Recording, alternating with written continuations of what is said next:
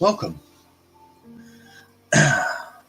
As we had last left it off, the party, having completed their tasks to meet with the king and hoping to get out of the city as soon as possible, received an invitation by the king himself, who sent one of the personal royal attendants, a gentleman by the name of Cadders, who heavily rolled all of his R's, even the unnecessary ones, to escort you to the guest wing of the royal palace.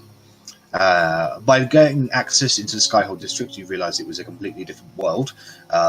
Magic improved the temperatures a little bit so people wouldn't freeze on the streets like they did in the lower districts. And every evening they have a minor festivity called the End Day Frolic, where they celebrate amongst themselves for getting through another hard day with certain sacrifices by having pie eating contests and archery and tugs of war with their servants and apple bobbing, and whoever drew the short straw in the competitions would be declared the next lord to be dunked in Lord Dunking, which Rennas and Talion had a lot of fun with. There was a bit of an unfair advantage on the party versus a bunch of servants in terms of the tug of war, where you successfully dragged 10 people to the ground quite effortlessly. There was a minor adventure with archery that Rennas was able to win by hitting 3 bullseyes in a row. Arri coming up a close second, Talion failing hard, Otti failing, Bellatrix failing hard, Korgrin getting disqualified for throwing a hand axe. From there, you made your way through 3 portcullises into the castle grounds, where you were gazed upon the splendours of the palace grounds and the various ice sculptures of famous people, before going inside the palace itself, which was just almost as if walking into a tropical hotel. The heat was overwhelming. It was like if you lived in that kind of environment, it would be very, very comfortable, like a solid 20, 21 degrees, so you don't need to wear any garments or anything like that. But the luxury was astonishing. From there, you were escorted to the guest wing, where you were given a number of servants to help out with. You partaked in some cupcakes that Arrabella unfortunately found rather disappointing, but the rest of you enjoyed very much. You found a journal from Bellatrix's mother, Melody, seemingly the final journal she wrote, as this was apparently seemed to be the most up-to-date one.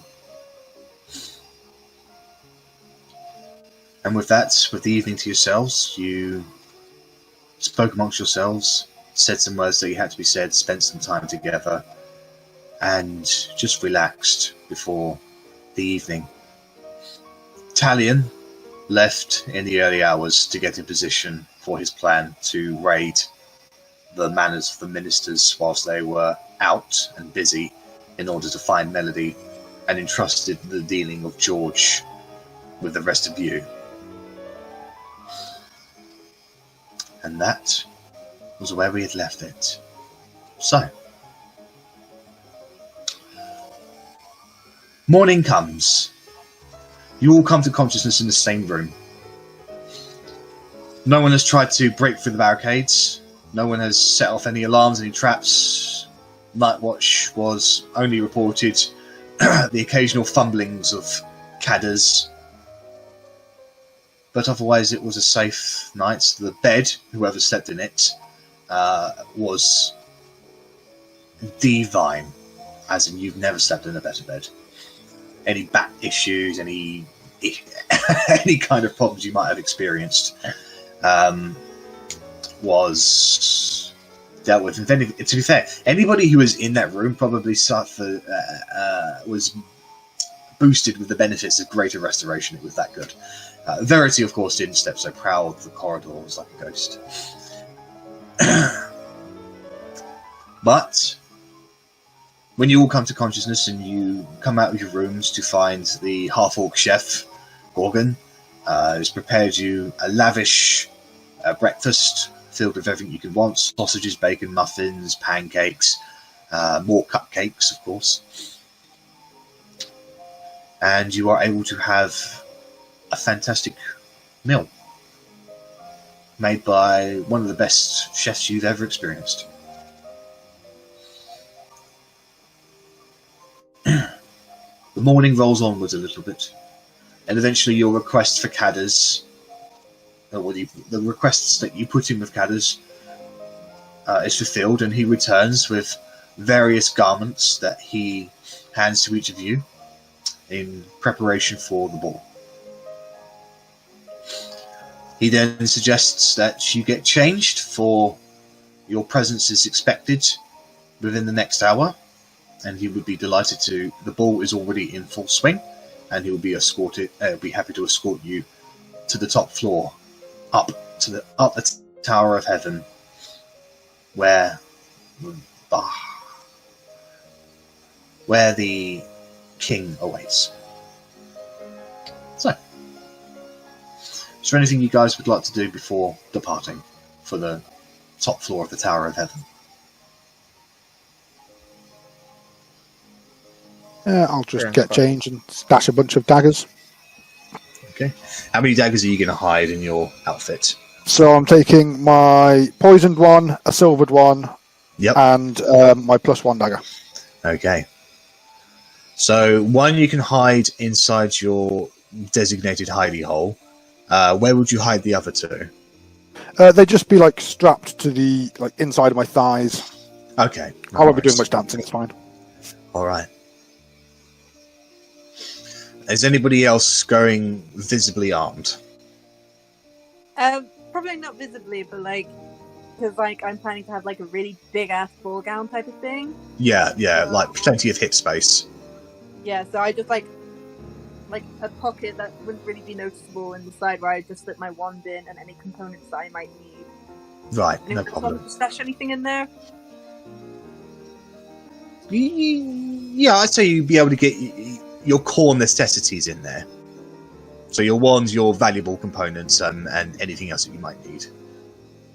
I'm just asking if anyone else needs anything stashed in under my skirt. I have a tent. I can get shit. Let's go. I will polish my shield and take that, but I won't take my warhammer. Will you take your religious symbol that you use as your spell focus? Mm-hmm. Indeed, I will. Yeah. What about the staff? Kane's staff is inert at the moment, so it it looks pretty, but it doesn't exude a magical presence. It's still technically a magical staff because it is very powerful, but beyond that, it has no. Take it for the purposes of it being a cane. Ironic. Sure. Kane's for its namesake, yeah. Some of us can get away with maybe using as weapons as a flaunting off, Wade's craftsmanship. His stuff is expensive. I'll be honest. If you did go in there with Wade's stuff, the craftsmanship on that would be so sublime that some people might consider it to be pieces of art than anything else, or just a statement of wealth. Yeah. I mean, that's what I was going to use to bluff if people were to ask us anything. So. Yeah. I might be tempted to take my glaive in under that. We'll put a nice fancy bow on it, Bella. It's already pretty. But yeah, we'll wrap a nice purple. No worries. Make it fancy, yeah. I'll just stick my bow in the shield in the bag. So she'd probably, with the bag of holding she got off Korgrin last week, definitely in last week's session. You've got the ball bag of holding. I totally stole the bag of holding off you. It's strapped to my crotch. I wear it as a fanny pack. If you would like to try and steal the bag of holding off of Korgrin, I would need you to roll a sleight of hand check. No, I am not going anywhere near Korgrin's sweaty ball bag.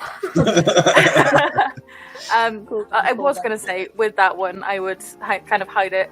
So how 18th century dresses, they always have the bit where the butt pokes out? Yeah, so it would kind of be in there instead of the actual bit that the butt bag of holding. So when we need stuff, we all just dive for Harry's arse and just grab things out of Harry's butt. Where are you hiding all of that? A woman has her ways. Yeah, there's a lot of junk in this trunk. A dwarf is currently hogging the bag of holding, so. Yeah, I was going to say I'd put my weapons in there, but I guess I'll. What about the other one? Because we have into- 2 bags of holdings, do we not? Otti's got Have the you other got the one. other one? Yeah. We've got 3. You- Otti's got 1, I've got 1, and Meg has the ball bag of holding. I do have the ball bag of holding. Let me know if you put anything in the ball bag. Well, I've put a lot of pie in there by all accounts. Oh, I thought you were using the regular bag of holding for that one. But So in did I. the future, let me know if you put anything in the ball bag. Yeah, I thought I'd stated that I took the regular bag of holding off Korgrin last week, and that's why I put pie in there. So clearly I'm not the only Yeah, one. that's to be fair, I thought you said that too, and because Korgrin didn't say anything, I treated it like that.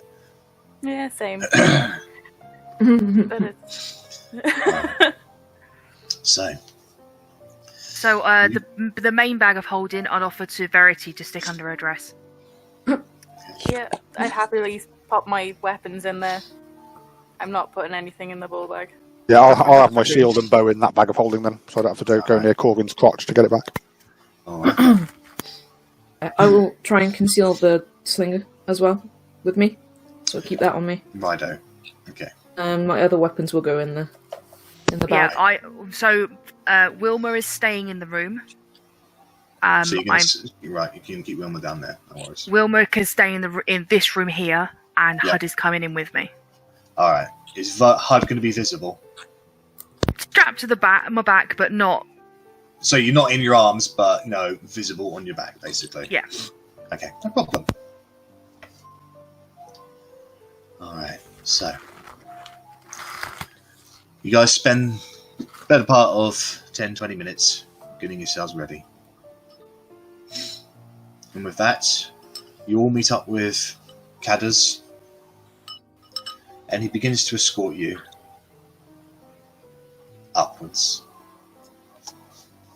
through the guest wing, 2nd floor, onto the bridge, into the main chambers, where there is a shit ton of stairs, like a hell of a lot of stairs, but they have something else that helps facilitate the climbing of these stairs. Effectively works as an anti-gravity platform. When he leads you to this particular area, it's a circular blue sort of thing with a long shaft that goes up as far as your eye can see. Your eyes are literally just blinded by this long shaft of white. And when you step onto it, he activates it with the password, and you all feel weightless, and you begin drifting up steadily, kind of like, think Willy Wonka in the Chocolate Factory, drifting up when you drink the soda, kind of steady, and you go up and up and up. You probably ascend for the better part of 10 minutes or so, until eventually you get to the highest point that this particular platform will take you. You head outside, and already you can see a number of people in the corridors outside, still white as hell, with many various depictions of art. All of these people are wearing matching gowns and suits. They all have masquerade masks on them as well. They are just chatting amongst themselves, generally enjoying the festivities. And Cadders walks you through, and eventually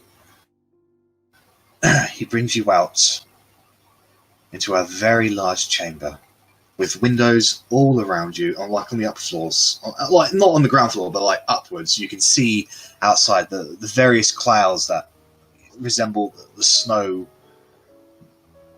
clouds. And they stretch on for miles upon miles upon miles. And dotted around the base of those are various plants and trees of a rather exotic nature, actually. And it's there are many golden statues in here. There are, on the far end from you, you can see 2 large, huge doors. that are protected by various guards, and just in front of those doors are 2 golden angels that stretch up as high as this chamber will allow it.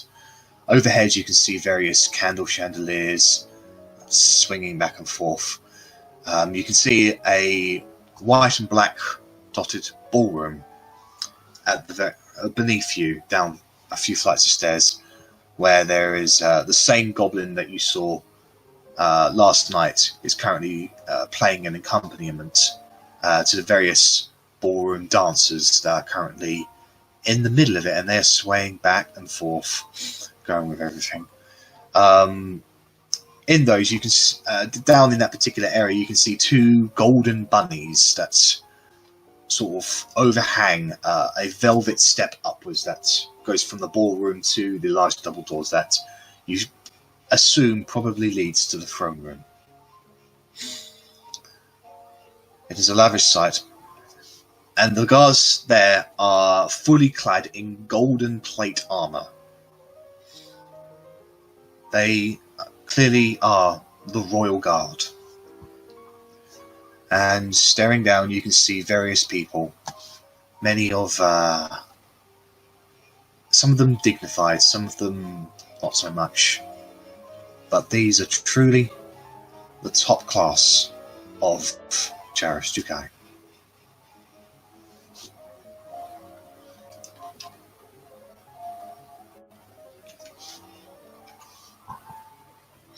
As Cadders leads you there, and he says, "When the Royal Majesty wishes to see you, you shall be called out. But please, mingle and frolic to your heart's content."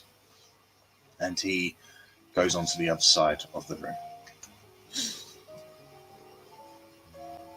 Staring down onto the room, all of you see one particular individual that you recognize. Wally Griffoon is here, and he is... his particular booth is filled up with various people.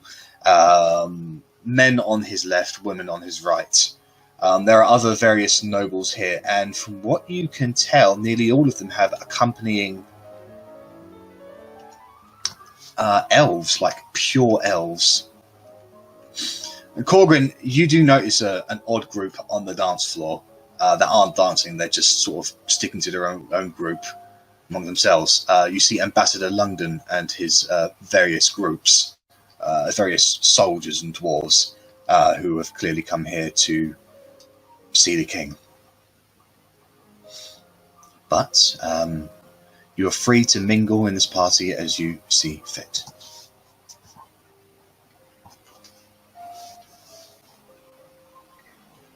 Quickly, as I said, because I'm crazy, like that's the gown. That is the gown. So, as you, I just dropped my microphone. As you walk into these chambers, would you like to describe what you look like, or what you're dressed in? I'm a fairly simple person, so I've got like a shirt on with a nice set of armor, a nice set of leather armor that Cadders has acquired for me. That looks a little bit formal, but still offers some good protection, and just some plain pants and some reasonable shoes. I probably look very, very out of place with the very, very highest members of society, but I don't care. No. Otti, what are you dressed in?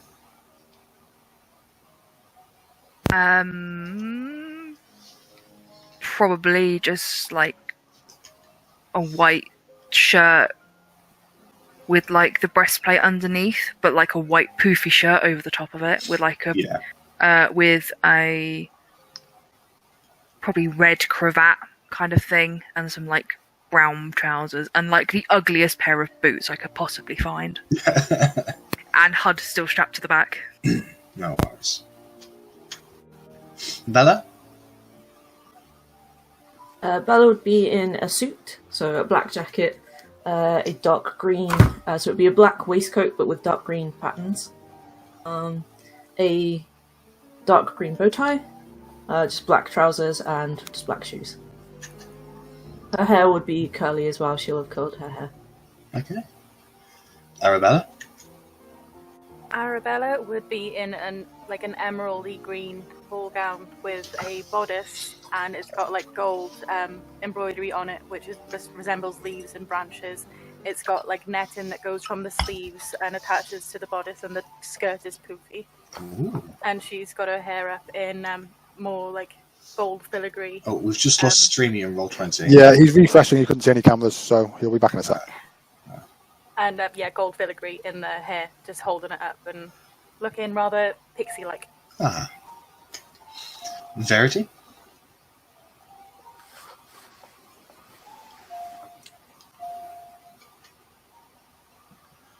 That is beautiful.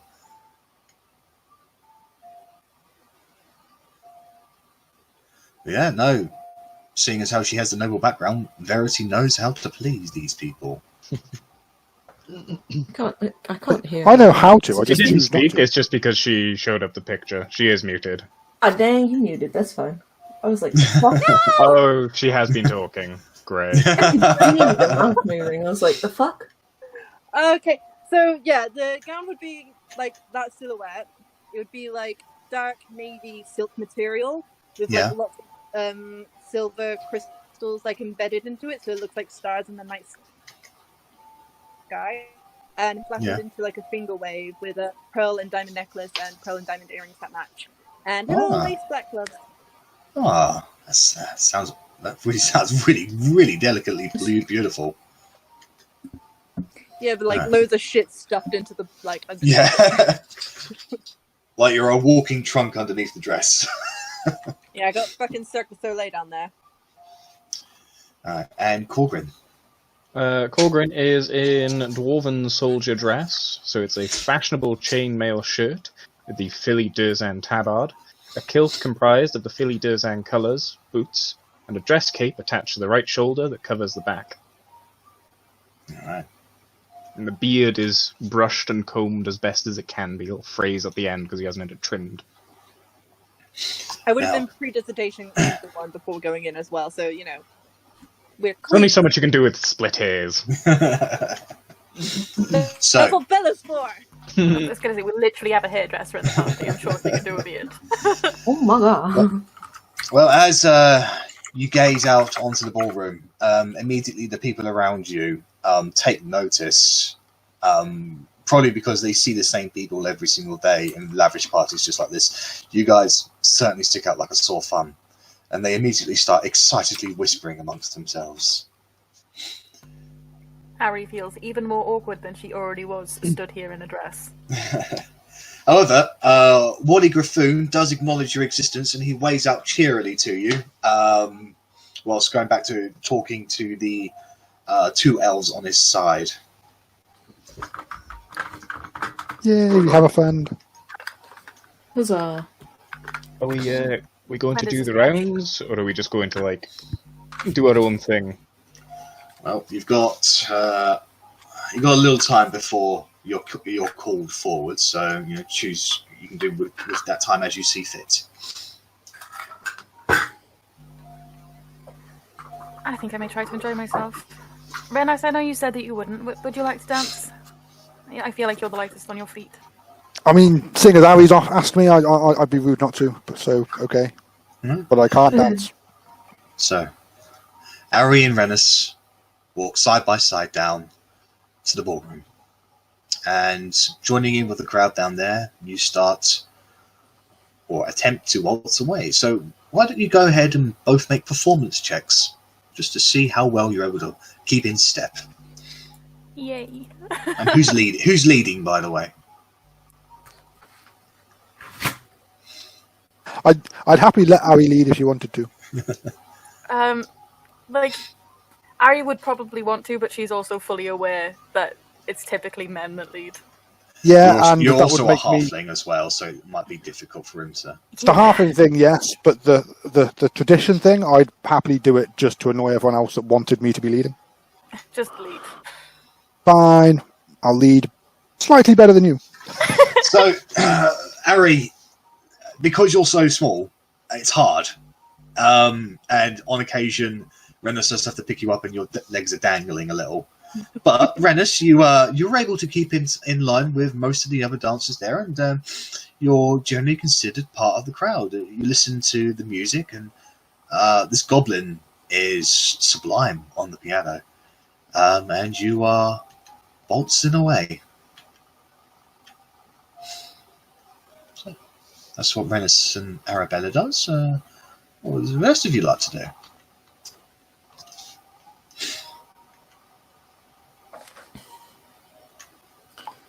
I'll leave Bella and Otti to themselves, and they can do as they see fit during this little. Enjoy yourselves, ladies. I hope you have a left and a right foot between the two of yous.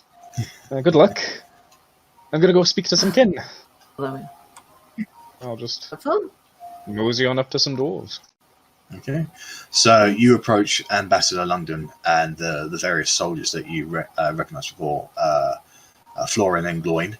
A couple of other soldiers that you don't recognise, but as you approach them, London goes, Korgrin, it's good to see you. I was hoping I might meet you. Oh, this human dancing, it gives me a headache, swaying round and round and round. Where's the drinking? Where's the cajoling? It's a bit prissy, isn't it? It is really prissy.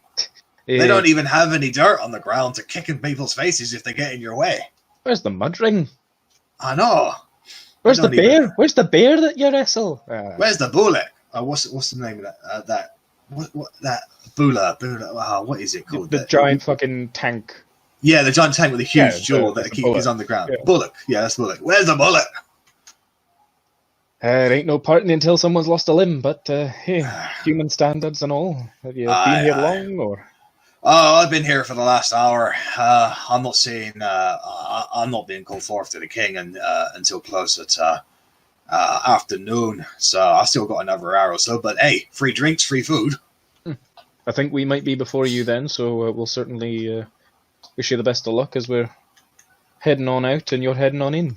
And I wish you the best of luck too. Cheers. And I'll just wallflower it a little bit with the fellow dwarves and just mingle, drink a little, reminisce of good old war, swapping old war stories and remembering the times with Gloin and Florin. Let them know the non-confidential things we've been up to. Yeah. Okay. Otti, Arrabella, Bellatrix, what would you guys like to do? Bella will watch the people dancing and just be like, and give it a try. I don't think I'm very good at dancing. I'm definitely not very good at dancing. We can give it a go if you want to give it a go. I do. Let's try. Our own dance. So, we just hand in hand, Bellatrix and Otti make their way down to the dance floor and begin doing their own thing. Go ahead and make performance checks. Are you going to attempt to waltz, or are you just going to do your own dances? Saturday Night Fever. Try the waltz then. We can give it a go, but I'm not good at dancing. Well, who would be leading? That's the thing. Bella would be leading. Oh, well, she's a good leader. Can I get a performance check from Otti? The inner bard coming out now. 17. Despite their size, they are able to move with a grace not that you see usually on the battlefield when they're side by side. The moves that they use, the trust that they have, the swing of their weapons. You see this, but in dance form, and do you realise now that they are truly, truly artists at their work? And a lot of the people kind of give way to you guys because they are interested in seeing a very, very noticeable large woman just dance in perfect rhythm. Verity, what would you like to do? I mean, I don't know. This is probably the fanciest ball I've been to, but probably not the first. No. Like, Yeah, you were dragged to a lot of balls with Bliss in her attempts to raise the status on her family. Yeah. And like, I know what I want to do is polymorph into a monkey and start throwing shit. Probably shouldn't do that. The Royal Guards might take umbrage with that. So I'm just going to be wandering around, like, swiping food off the table and just... No worries. Well, as you're wandering around, you see a number of interesting individuals. Do you mingle at all with people, Verity? I mean, I'm not looking to approach anyone. I just mind my own. If someone comes up and talks to me, yeah. Yeah. Well, I'll say just for the general sense of mingling, a few of the regular dancers do swing by. They like to, just ask about you, what, how you came to be here, stuff like that. Just general questions. You guys pike everybody's interest here. It's from this do you realise that all of the ministers are currently in this room.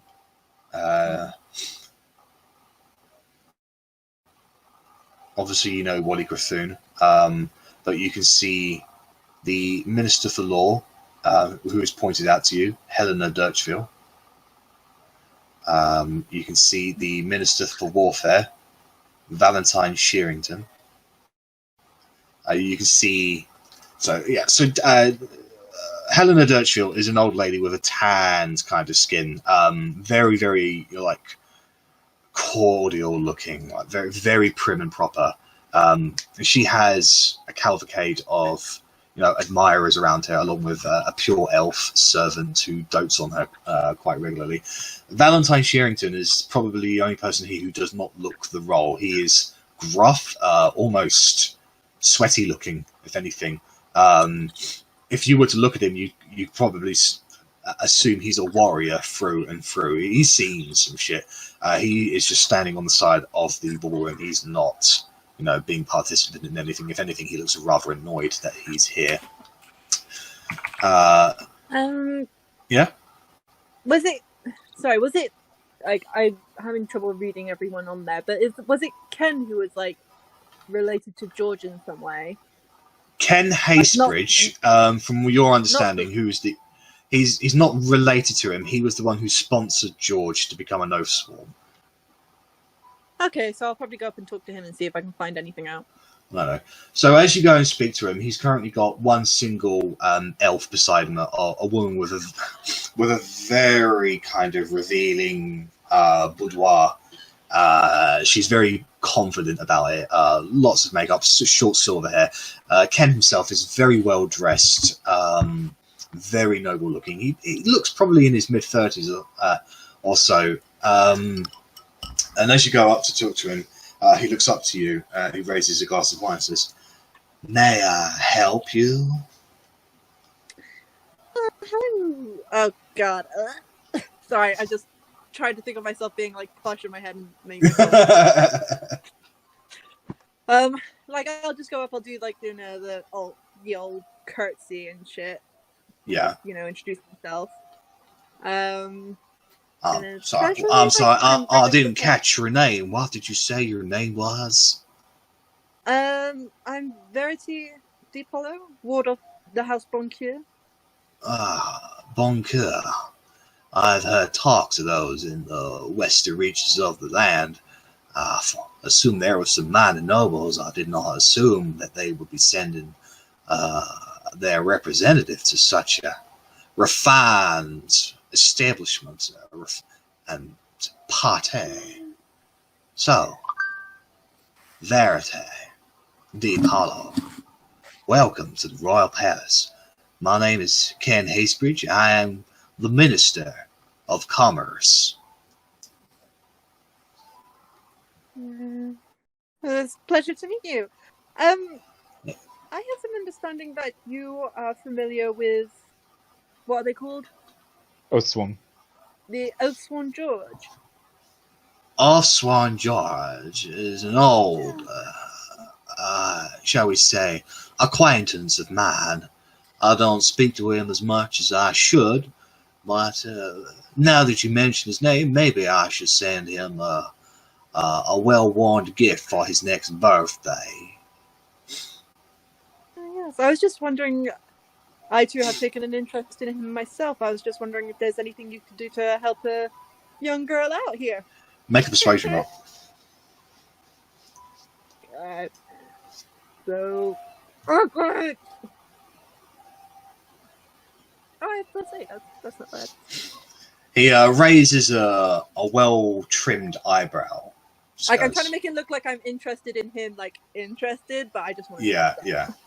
Well, he raises that well-trimmed eyebrow, and he flicks his long silver hair away from his brow a little. And what does a fine young woman such as yourself have interest in Oathsworn for? Well, I just hear they're very impressive, and as you said, the Boncure family, they're trying to raise their station very unsuccessfully if it wasn't for me, might add. I can see that. The refinement you bring yourself does a credit to your name. Thank you. Oathsworn George is a reclusive type. Truth be told, I have not shared many words with him in recent years. I knew him rather well during the Succession War. He was an honorable fellow, introduced to me. We hit it off a little, but matters of my attention meant that I couldn't get to know him as well as I could have. And of course, I was asked to provide sponsorship for his Oathsworn status, and happily obliged. I thought he'd be a fine addition to the Oathsworn to protect our glorious non-existent king at the time, but if anyone could protect the future king, I thought he would be the one. Mm-hmm. It's absolutely outstanding words for his character. Would you say, how was his reputation hold up amongst the rest of the Oathsworn, would you say?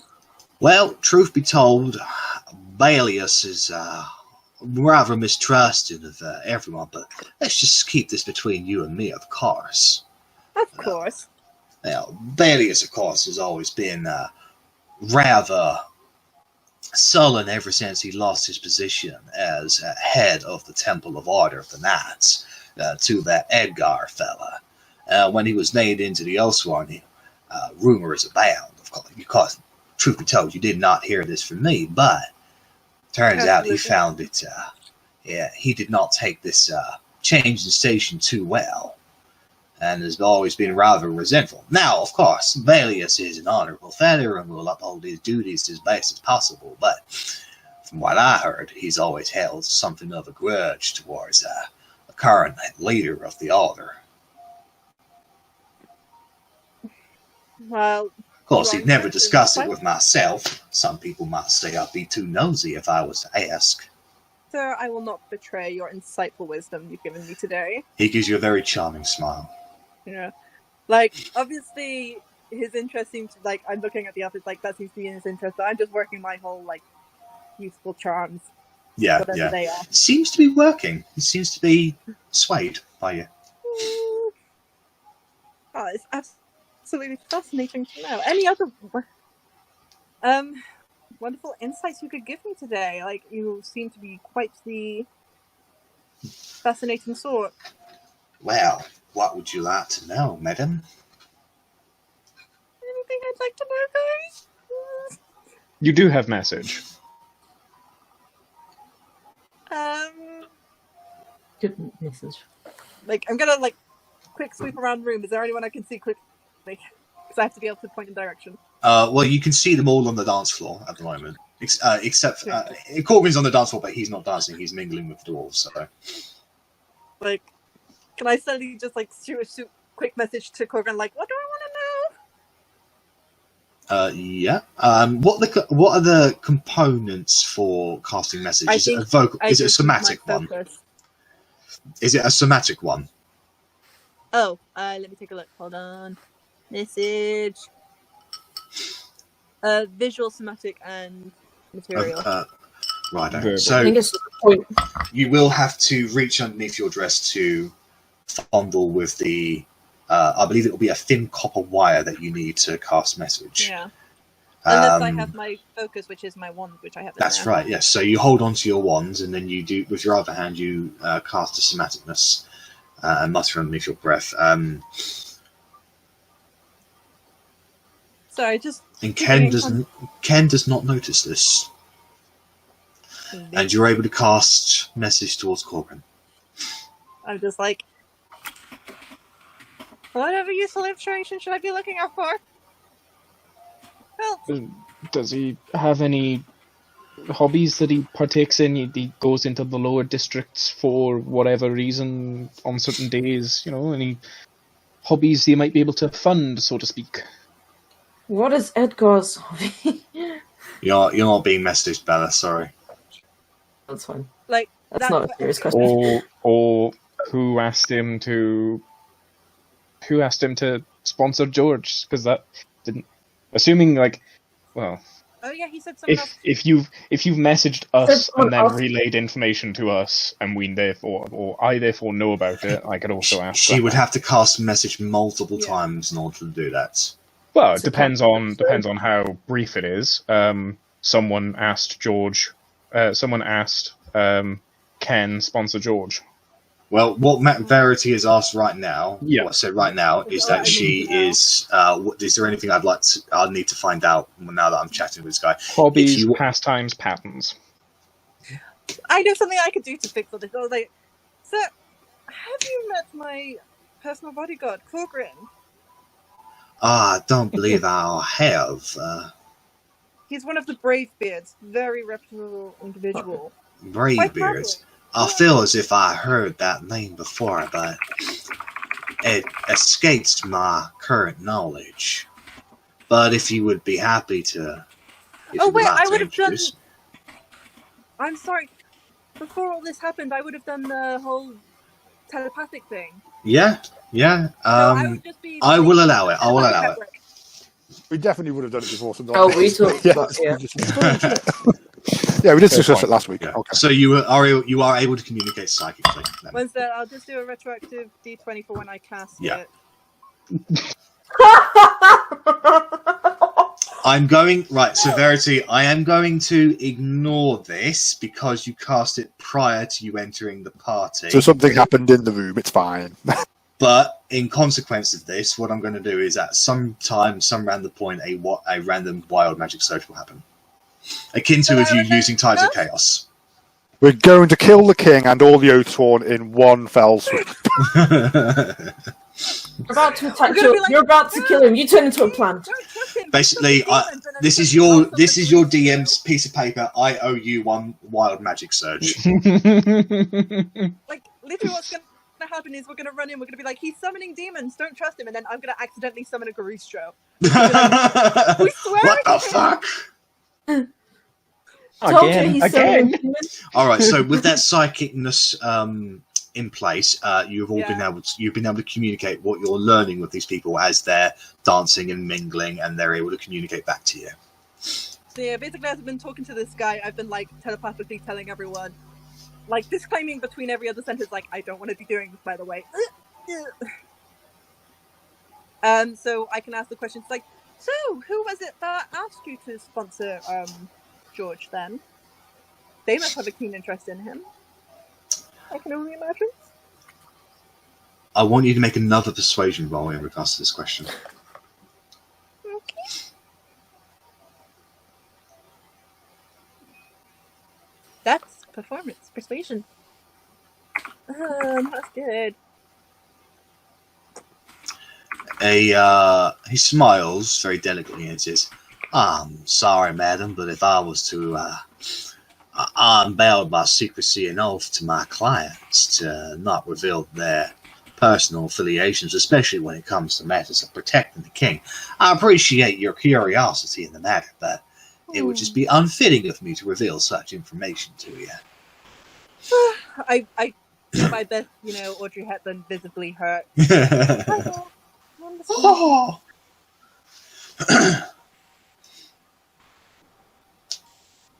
Anything else you'd like to ask her? Anything else I want to ask him, guys? Does he have a That was legal all I palace? thought of. Everything. Yeah, I know that the I don't think he Oathsworn. knows much about George at the moment, sort of thing. That's what he was saying. No, you never know. If he is a nosy type, he might still keep tabs. If he ever leaves the palace, like I say, if he has any ways that you could accidentally bump into him on the street and play the damsel in distress.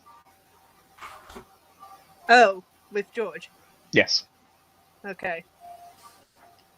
So I'll turn to this guy once again. I'll be like, as I said, my interest in him is very unique. Is there any way I would be? Oh, you've all disappeared on camera. We lost you on for us, I camera. think. You should refresh. There you go. There you are. I was feel awkward just looking at myself talking. Can't do it. So, All right. help a girl out. Is there anywhere where one might coincidentally bump into him? What, the Oathsworn George? Yeah. I know I have seen. Who is it that we've seen outside of the castle? Bellius. Bellius was the one that came to us. I know I've met Bellius outside before, but You've met Oathsworn Bellius. You do know people in high places, don't you? I have a talent. I can tell. Well, in terms of Oathsworn George, I'm afraid I don't know. Really depends on what you mean by frequenting places. Does he leave the palace? Say if a simple girl was to be walking down the street and trip over and just happen to fall into the arms of a handsome stranger, where might that handsome stranger be? I want you to make one final persuasion roll with this guy. Okay.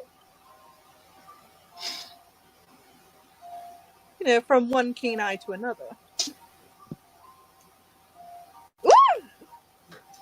He smiles very charmingly and he says, well, if you were hoping to meet him in the street, I wouldn't bet on it. I have it on good authority that he never leaves the palace. However, I have heard rumor that sometimes he does frequent the palace dungeons. Well, now all I have to do is think of a good reason for a fair maiden to end up there.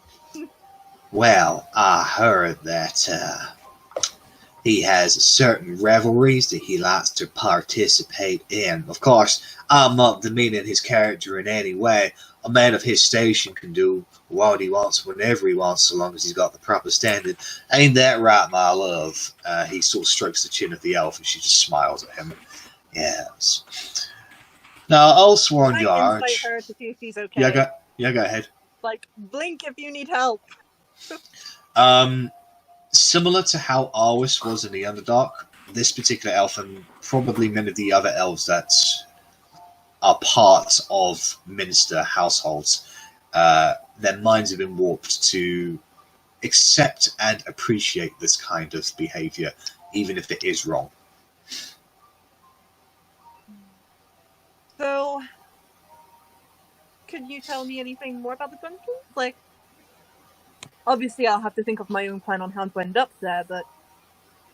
Well, if you want to go punch one of the royal guards, I'm sure that'll get you a fast ticket into the dungeons, but no, I can't help you. I'll stay within the confines of the law.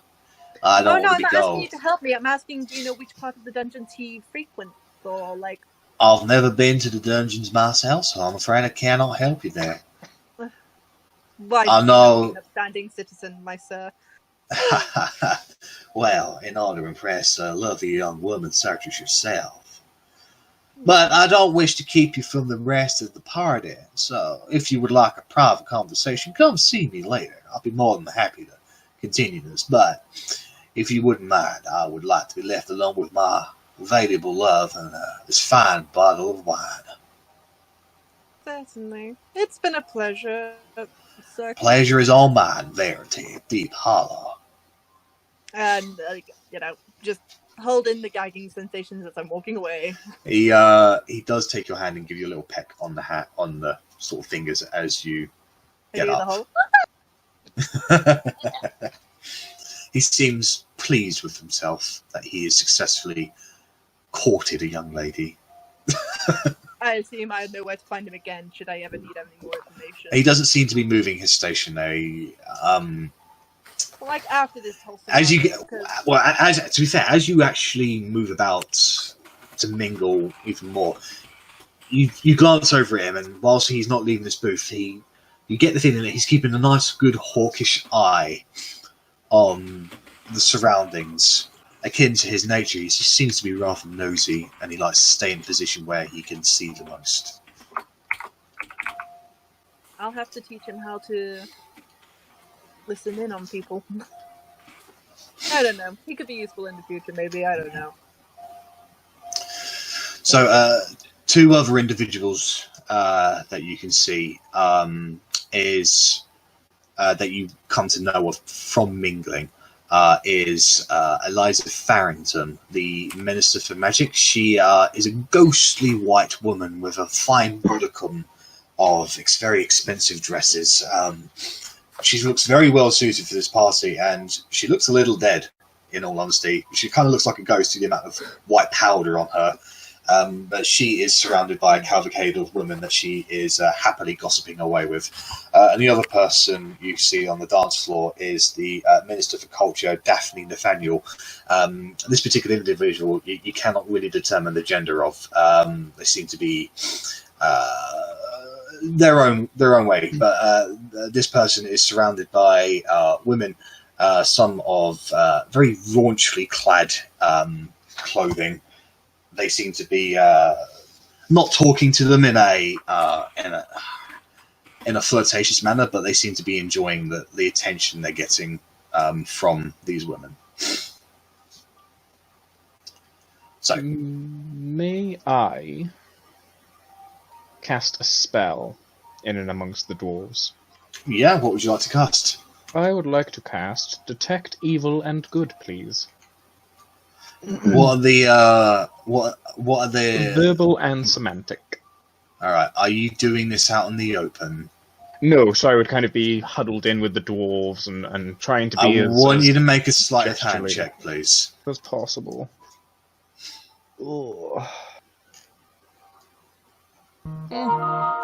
You're able to cast a spell and detect good and evil. What's the range on that?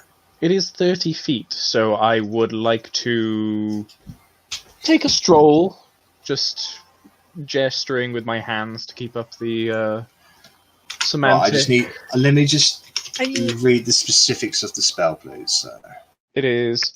I do believe I need to choose. So, oh no, Saturation. Yeah, aberration, celestial, elemental, faith, fiend, or undead. Just while he be walking around as well, I'd just like to look around at each of the ministers and just see if anyone's following him, if anyone's watching where he's going. Make an insight check.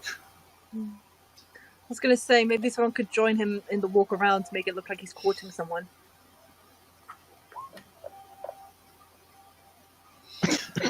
There's a lot of people here, Rennas. If there is somebody watching, you don't notice. But as you walk around Korgrin, you do not detect anything of those particular variations. So I would do a full lap of the room, get some food, maybe a drink, head back to the dwarves, see if anyone's walked by me in the meantime. So just for sake of giving you an idea, it would be sort of up, right, down, there, maybe have a little look there, then go back down, and then back to my original position. So two things will happen in that route. Caddis will acknowledge you and just ask if you're enjoying the party, if there's anything he can get for you.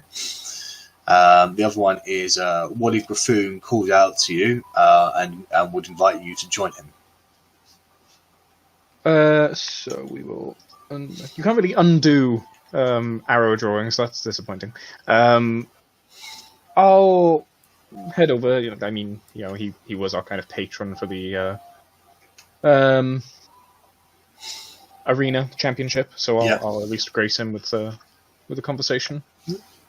So as you walk up, he says, "Aha, Korgrin, defender of the Aristocratic champion of the arena. Scooch over. Let him sit down. Come, sit beside me, Korgrin. I did not expect you to see yourself in this shindig, shall we say. It is quite a lavish event. Have you been in such parties before? No, I can't say I have. This I'm a little bit out of my depth. You might say my little ragtag band and I. Well, let me give you some advice. If you are required to eat a meal, in terms of the cutlery, start from the outside, make your way in. Oh, that much I do know, and there's certain special spoons rather than just putting it to your mouth and pouring. I imagine that would go down pretty poorly. The longest fork I tend to use as a butt scratcher, but some people call me, shall we say, ruckus for that sort of behaviour. I guess you might be called a buffoon for a griffoon. Well, unofficially, my name among the other ministers is Wally Buffoon, but that's purely because I like to spend my time down in the lower districts, where the fun is in the Colosseum. Now, of course, the palace has its own wonders to behold, but nothing beats the smell of blood and sand and cheering and the etch of death on the air, as you would get in my arena, don't you think? And you don't really earn the ministership of entertainment without making a bit of a tit of yourself along the way. Could I insight check the blood and the arena stuff to see if he kind of gets off on it a little bit, if he's a bit of a sadist? Go ahead. He enjoys watching the suffering a little bit. Go ahead. Maybe. You can't. It's hard to tell. There's an inkling, but not 100%. Maybe you get the feeling that maybe he just enjoys watching people fight. Maybe not the death part of it, but he is a showman and he is an entertainer, and as such, he will use extravagant words to try and get his words across. Well, anyone you'd recommend talking to? Anyone, obviously, other than yourself? That's worth a scintillating conversation? Well, we can all have our own interesting conversations, but if you want my advice, it's not who you want to talk to, it's who you want to avoid talking to. If I were you, I'd avoid speaking with Valentine. You'll find him a rather dreary sort, very much blunt and to the point. I'd also avoid speaking with Eliza herself as well. She's something of a, shall we say, an unrepentant whore. Whore. A whore, would you say? Whore. Yes. She's a bit of a gossiper. She has a mean tongue as well, which she uses a mean for tongue and a mean tongue. A mean tongue indeed. She uses for various applications.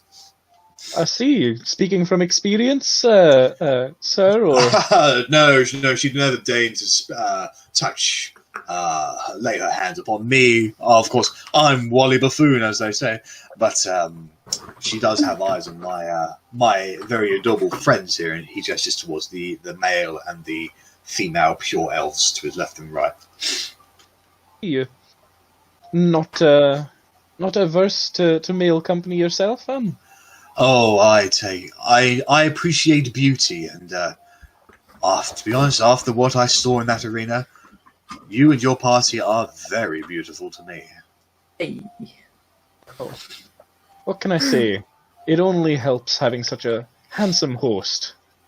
But no, I certainly appreciate the comment, and I'll keep the avoidance to myself and skirt away from that edge of the room, you might say. Well, very good, very good. But would you like to dance at all? I'd be more than happy to take you out to the dance floor, or send one of my friends here with you. No. I have hands for feet. I certainly wouldn't do very well in and amongst such finery, you might say. Of course. Well, enjoy yourself, and should you ever tire of the gross repetition of the swaying and the backstabbing, come back and we'll discuss more fun things. Well, as long as it's a different kind of swaying and backstabbing. And I just shoot him a little wink as I step away and walk off. His cheeks go even redder from the. That was possible. They already blushed. They are very blushed indeed. But All right. yes, I will finish my course. That's what you've done. Sit there and go back. So Arrabella and Rennas, you guys dance away for a good number of minutes, maybe a good 5-10 minutes, and when the final sonnet ends, you kind of everybody sort of claps a little, and then they just assume positions for the next song or set to be played by Morton the Goblin. What would you guys like to do? I'm not very good at this, am I? I mean, it's all about having fun, not about being good. Nobody cares. But perhaps we should mingle a little bit. Yes, that's probably a good idea. Going But it to was the fun. gay Thank bar. I don't dance any better in gay bars. No, same. Bella, we've lost you on camera, just so you know. But yeah, I'm happy to go mingle. I can try. We've got Helena and Valentine. Helena's down here. We can. Have we got any ideas of how we're trying to loosen ideas out of them? One of them, at least one of them, is possibly responsible. I could talk to Valentine on War. We did just have one in the Drow Town. What's Helena the Minister of? Law? I don't want to go talk to the Minister of Law. That's like the worst idea ever. Hi, Minister of Law. I'm a thief. Is that right? God. However, I am very, very, very, very tempted to see if I can pick the pocket of the Minister of Law. Oh my god. If you want to make a stealth check, go right ahead. That just sounds amazing. I'm going to have to try it. It's such a Venice thing to do. Well, I mean, I'd go up and introduce myself in conversation, and then just so you randomly try and pick a pocket. Yeah. The people there kind of look at you like, "Oh my god, is he actually coming here? Is this half elf actually coming here?" And they part way, and you see this Helena. She just raises a very stern eyebrow and goes, "Yes, may I help you?" Good evening, Helena. I just wanted to introduce myself. We are new to the party setting, and I was just saying hello to all the fine ministers of this lovely ball. I see that. I know I don't quite fit in with all your lordly lady fancy ways, but well, I according really to the appreciate according to the Elven Law, subsection 2, paragraph 2, section 14 of that regards as well, it is illegal for half-elves without a designated work pass to attend such events unless invited by an individual of proper standing. At this point, I'd reach over, I'd just tap on the shoulder. Luckily, I was invited by the king, and at that moment, I'd try and pick something out of my pocket. I don't even care what it is. I just want something. Make a sleight of hand check.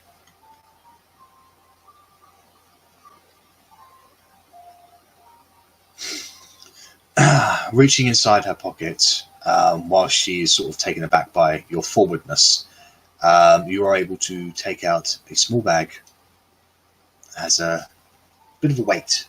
A little bit of weight. Yes, you are back, Bella. A little bit of weight towards it. And she goes, "Well, the king, well, then the law is upheld and you are in no violation. Well, welcome to the party, at least. I hope you enjoy yourself." And I'd take a step back. I'd bow politely and say, "But I can tell that my presence is not appreciated, so I'll leave you to much finer company," and I'll walk away. Half-elves. As you walk away, you open up this bag. There's 200 platinum pieces in there. Sweet! Rennas is happy. He hasn't stolen anything for ages, and the first thing he steals is $2,000.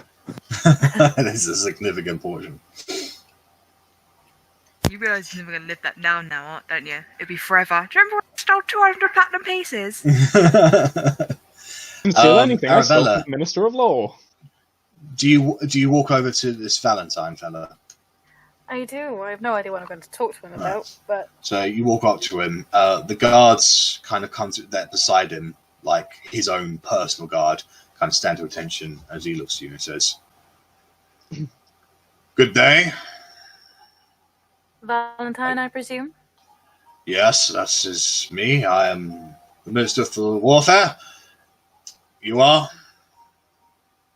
Arrabella DiPolo. I'm not familiar with that name. I can't imagine you would be. He's not really he looks at you momentarily, and then when he talks, he's just sort of staring out at the party. He's not really like making eye contact with you. Are you enjoying yourself then? It's probably the worst battlefield I've ever been on. You know much of battlefields, do you? I feel like my life the last year or so has been a battlefield.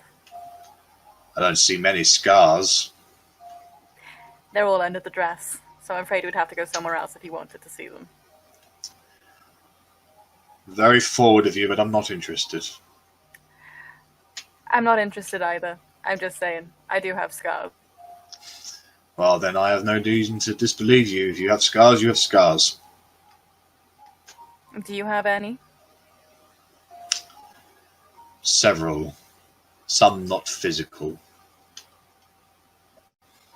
Yes, I can see the mental ones across your face. It's why I came over to say hi. Hello. So what do you think of all this, then? This ball? I think it is unnecessary. I think it's an unnecessary, preposterous posturing by a bunch of people who don't realise how good they have it. Do they realise that the ice giants are at the gates? They refuse to fund me for more soldiers. I could march over there and we could deal with this problem whatsoever, but no. Apparently, we have to send assassination squads to keep the ice titans fighting amongst themselves. We must wipe them out, and yet these fools cannot see how much such an endeavour would cost. I need more men. I need more equipment, and yet they'd rather spend these money on bloody parties and goblins and buddies. It's disgraceful. We are at war, yet they refuse to accept it. My apologies. I take my duties very seriously. There's no need to apologise. I will admit I've noticed the posture and I've noticed the fancy. Everyone here is trapped in their own world. They literally make it a different temperature. They need to see. Well, they believe that the cold ruined their skin and they didn't want to spend money on skincare products. So instead they have the mages of the menagerie practice some powerful magic to keep the temperature at an ideal level. Complete misallocation of resources, if you ask me. I completely agree. With all the troubles going on in the world outside this little circle. Yes. Well, my attentions are to the west and to the north, where the ice giants are. Do you find that the Oathsworn are worth their salt? Do they agree with you that the fight needs to be taken outside? I don't speak with the Oathsworn. Surely they're not the greatest soldiers. They are the Oathsworn are many things, but warrior. The Oathsworn are many things, but warriors is definitely one of the titles that they definitely own. I'd never question their ability to fight in a battle. Do you not think if you just took them to your battles, you'd win them? Well, they are sworn to protect the king. The last time an Oathsworn was taken away from the king was during King Raziel's time. Well, look what happened to him. I'll give you that. Were you around then? No, I was a simple soldier fighting in the war at the time. I assume you fought your way up. More of a case of I survived my way up. If the demons didn't get them, politics did. Politics, the death of many a good man. Indeed. I was required... Do you enjoy it? Of course not. I was required to make a presence today, so I am here. And the first opportunity I will get to leave, I will go. I have matters to attend to. I have a war to fight. I have soldiers to allocate. I have resources to get from a city that does not produce its own resources. But as long as we can have lavish parties with goblins and knights in shining armour, then I suppose it's okay, isn't it? I've never been a fan of knights in shining armour. Just means they haven't seen a war. Very true. But anyway, it has been enlightening talking to you. It's been more enjoyable than I thought it would have been to speak with you. Please enjoy the party. Like I said, worst battlefield I've ever been on. You know where I am. Do you want to chat? And I'll walk away and just do a wave over my shoulder. He actually gives you kind of like an approving nod as you leave. You may have left an impression on him.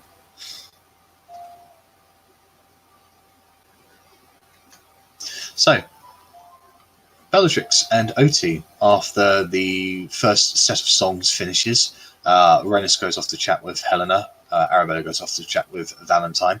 You can see Korgrin is currently walking around the edges, and Verity has been in conversation with Ken for a little while. Is there anything you guys would like to do during this period? I'm hungry. Do you fancy some food? Should I find some food? Can't hear you. Can't hear you, Bella. No. Hell yeah! I forgot that I changed the microphone. That'll be why. Yeah, let's get food. And drink. Oh, and get drunk. So, there are various servants walking around, and here's the thing. You've never seen this many pure elves in your entire life. But nearly all of the servants here are pure elves. All of the guests of the ministers are pure elves. It seems that the amount of elves you own is a status symbol in Jareth-Shakai, and another reason as to what justifies Loic's anger at this sort of environment. However, you're able to get some very nice champagne from the servants, as well as multiple delicacies of food that is passed around on trays. Despite the fact that they're small, they don't offer much nourishment. They are perfectly designed, well blended, and the taste is very, very, very rich. Whether or not your palates agree with rich stuff is entirely your choice.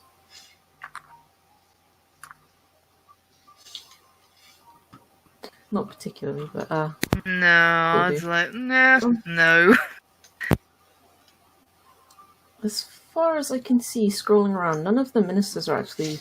Are they all staying to themselves? None of them are. Yeah, they're sticking to their own groups, really. Okay. Not really any conversation amongst them, to be honest. Okay. Actually, since you're actually looking at this particular way, can you go ahead and make an insight check, please, Bella? Yeah. Okay, no worries. I don't know. People are weird. Rich people are strange. I don't understand them.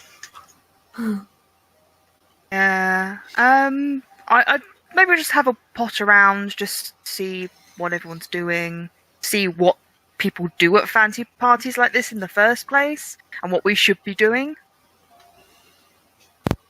Yeah, I want to walk around to people that haven't been spoken to by the party, so maybe Daphne, and just listen to the conversation they are having within their own parties. Okay, so you basically sort of like, you'll be on the outskirts of the ballroom watching the dance and just trying to eavesdrop on their conversations. I just want to gather what they are talking about without us actually conversing with them. Go ahead and make a perception check. Well, either both of you can roll a perception check or one of you can roll at advantage. I got a +6. I got big ears. Go on, you can do it. Boop. Oh, I clicked advantage. Hey. So, who are you listening to? Daphne, did you say? Yeah, that would be my first target. So, the measure of the conversation that Daphne seems to be having with their entourage is effectively promises of wealth and power, and basically, if they... You've heard this kind of chatting before, but Daphne seems to be talking to them in a sense of that they are akin to a divine leader, an enlightened individual, and if they pay close attention to themselves, they too can gain enlightenment. and they seem to be enjoying this relishing authority power that they have. You can't tell if the women around them are actually, lapping this up, or they just want to impress the big powerful minister, and they're just saying yes to everything. But they seem to be they seem to be just fawning over them, to be honest, over Daphne, and Daphne is just enjoying the attention. Okay. Bastard. Don't like it. Who else hasn't been spoken to? It'll be Eliza. Eliza. I guess I'd actually like to hear. Ken is my most interesting, next one. I'd like to listen to what Ken is saying. Ken doesn't really say anything.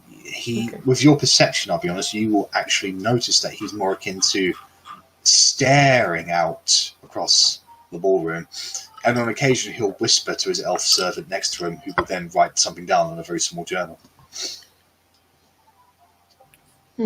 Okay. I don't think I'm going to actually engage in conversation, but I'd like to keep an eye on the ministers, if I can get into a position where I can see all of them.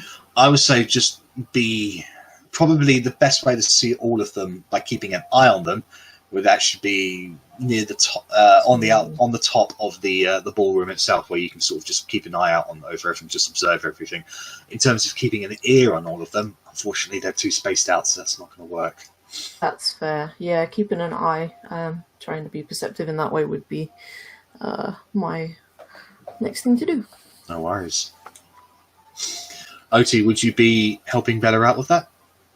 Yeah, if there's, if there's a, I'm guessing, is that a staircase? That is a staircase. Okay, I thought it was a statue or something that would block. But yeah, just a little bit further away, but keep an eye out. Obviously, we're all bonded, so yeah, there'd be little gooey messages going to her psychologically that everyone else can hear as well, just to annoy them. Yeah. So, the party progresses onwards, and you guys mingle about for the next half an hour or so. And eventually, the accompanying music stops, and the goblin sort of adjusts himself a little, cracks his fingers, and just clears his throat. And at that moment, a lot of people who are in mid-conversation stop and they stare at Mortem. The ballroom dancers, a lot of them disperse to the sides. Some of them stay on. The ones who are probably the more better dancers stay on there. But the majority of the dance floor is cleared out. And people are already in sort of excited hush whispers. With your perception, Bella, you get the sense that what they're whispering about is Morten is about to play one of his most famous pieces, a beautiful waltzing ballad, and only the most bravest of dancers would be going onto the dance floor. This is effectively this is a situation where somebody who might be trying to make a name for themselves or even make an impression would go on there to get the eyes, the admiration, and the reputation of the nobility. So a few people spacing out, a couple people coming on. The ministers aren't going on, but what would you guys like to do? Sorry, dog's chewing something in the background. I'm just thinking, because the conversation with Ken seems to be going well in my head telepathically to everyone. Can you not for 5 seconds? Sorry, I just kind of need to. Sorry. Because our conversation with Ken's going well, can you just not for 5 seconds? Okay. So I'm just going to Ken, hands to yourself. So I just made up this whole spiel that I'm interested in getting on with George. Maybe we could try and make it a thing to get information from people about him if we just say, we're trying to get our ward, Verity Boncoeur, with George. What information can you tell us to help her? Because, she's trying to become up in nobility or whatever. I'll do this whole dance thing if this is something that's going to impress people. but then it'll be easy to point me out to people, and you can just be like, I hear you're a cool minister. You might know the Elsword. This is our friend, Verity over there over here. She's pretty noble. We want to get her together with George. What can you tell us about him? In that voice exactly, you guys. I mean, I'm just pitching it as an idea, maybe. Like, yeah. Well, you would know that this is primarily the piece he's about to play is a waltz for lovers mainly. Well, no, if you're dancing by yourself, then it means you're kind of looking for someone to complete your other half, so... Might work. Well, I'm just saying, like, I put myself on the dance you. floor so I'm very easily visible to everyone else who wants to point me out. And then anyone who wants to have a discussion with a minister can just be like, oh, I'm talking to you on behalf of that person over there. That way, you know, you don't feel as awkward just walking up being like, hey, tell me what you know. It kind of gives you guys a reason, if you want. I don't know. Like, I don't know how you guys have been doing. Like, I'm literally just playing this all in my head whilst, like, you know, wandering around. It makes sense. We shall see. It's up to you guys. Wow. I'm just going to mute myself before he starts tutoring again. So, Verity, you will be in the dance floor alone, waiting for somebody to basically come dance with you. Is that right? All right. I want you to just go ahead and make a general charisma check, please, Verity.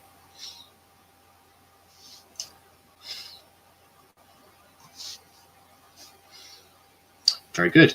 Okay, so unless any of the party have any specific, like, if anybody in the party specifically wants to dance with Verity, I would like you to roll 1, 2, 3, 4, 5, 6, 7, 8. Can you go ahead and roll a D8 for me, please, Verity? How many men, how many people crowd round you? Oh. Well, 2 wonders now. So as you take position alone in the dance floor, Verity, somebody comes up behind you and says, mind if I have this dance? And you look behind you and you see Eliza Farrington there. Hey. Okay. Lovely. Sorry, You've called. Which one's she? She is the Minister for Magic. Okay, that kind of works out, I guess. Well, it's Cornelius Fudge. I do, you know, the whole fancy lady thing, like courtesy and like. You certainly caught my eye this evening. You know, I just hold out my hand. I'm expecting her to lead. Yeah, Like- she'll lead, definitely. What do the rest of you want to do? Well, I was going to speak to Eliza, so. Damn it! Sorry. Basically, No, you this is can good. choose not to be a part of the dance, or you can choose to dance with somebody in the party, or you can do what Verity just did. I think my half-elfness is going to prevent me from being a very good information source. I mean, it's possible she was particularly bitchy, the Minister for Law, but none of them really like half-elf, do they? So I'm probably The not the best Minister for person to Law, be. from what your innate insight of her, she takes her job very seriously, akin to Valentine. Rennas, you could work it in your own advantage. Like, you're an half-elf who's managed to get here, so no matter what they think of you, they have to be impressed, surely. He's definitely subverted expectations. Yay! And then instantly matched them by pickpocketing the Minister of Law. Yeah, that is. I mean, that in itself is a very legendary thing to do. So, Just wait till I get back to the tippers. You'll never guess what I did, guys. That's an instant promotion right there. I'll let you know. Who would be most impressed by a feat like this that Rennas could potentially talk to? Like, who would be more impressed than offended? You, out of the ministers, you don't know. Them. Could I visit the little dwarf's room, or ask Cadders where the little dwarf's room is? Leave the door, check for guards, cast another spell, come back in, see if I didn't need it. Yeah, totally do. What spell would you like to cast? I would like to cast Enhance Ability, and I Okay. will be choosing Eagle's Splendor. And that will give you a bonus to charisma. Is that right?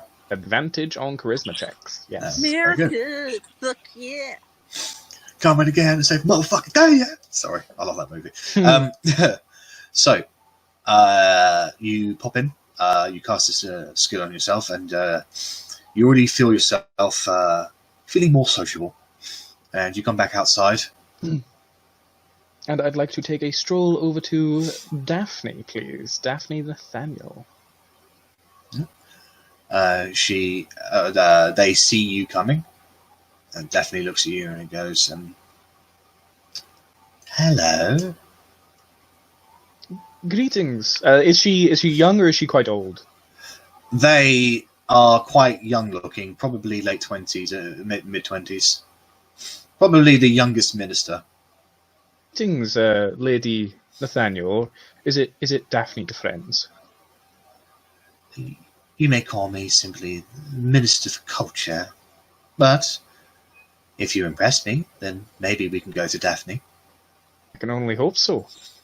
Well, thank you very much for speaking with me, Minister of Culture. Certainly.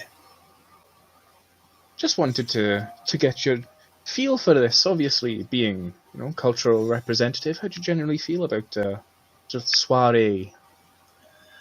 It's a splendid opportunity for everyone's feelings and hearts to be let out to the world for all to see in its splendor.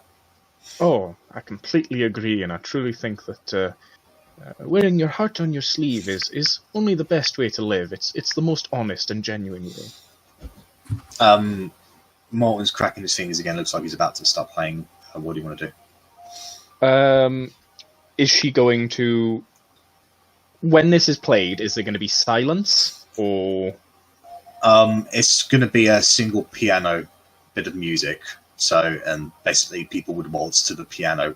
Nobody else would speak. This is effectively the same way that nobody would speak loud during a top tier concert of classical music. It's kind of like considered rude to have a conversation with somebody who's performing.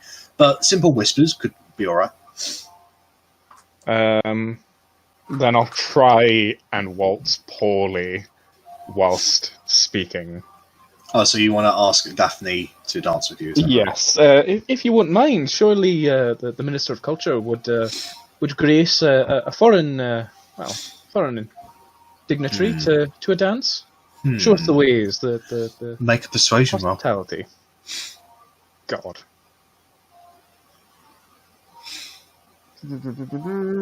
Bonk. Ugh. They look at you, Korgrin, and say, "I'm sorry, but my hand is already reserved for my red-headed friend right here." And he gestures towards the. They gesture towards the lady to their right. They immediately take their hand and says, "Better luck next time, sweetie." And they walk out onto the dance floor. I'll wait then. I'll simply fill in the slot of her red-headed friend in the little group, and I will wait. I've been denied a conversation. Okay. I imagined we would have picked up Millie! Babe! You imagine they would have picked her up? Now! Get in there! Just thinking, like, if there's no way to actually have a conversation when the dance is on, might as well go dance. Sorry about that, guys. That's no problem.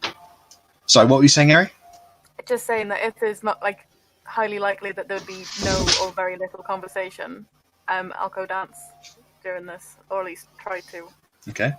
Is anyone you'd like to dance with? Come anywhere near me. I would happily accompany you again. Yeah, that would be perfect, actually. Although if you're trying to find information, that's fine. Right, It's so like, it is an information finding thing, but chances of me rolling high charisma are very low. So- We could dance somewhere near Daphne and see if they speak about anything while they're dancing. That's true. Earwig.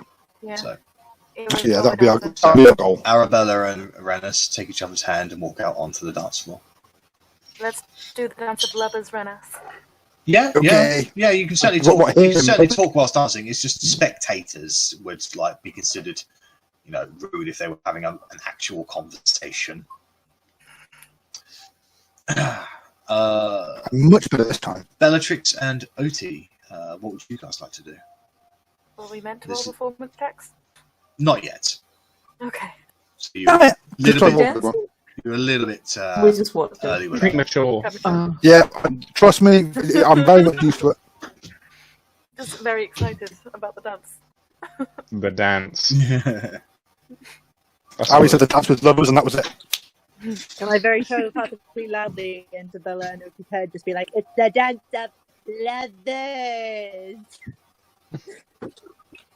You're already lovers, so you don't need to dance to prove it. Sorry. It's a kind of dance where you basically just announce to the world just how well the spirit of the song is, just how madly you are in love with this person.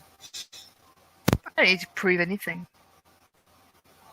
So you don't want to dance on this particular occasion?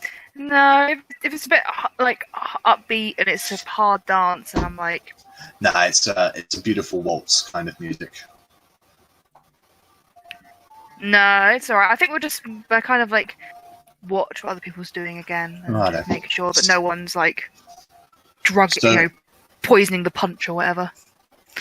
So the key players on this one are Rennas and Arri, Daphne and their partner, and Verity and Eliza.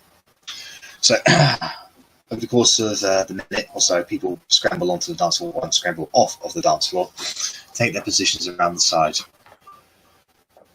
Morton sits down and he begins to play.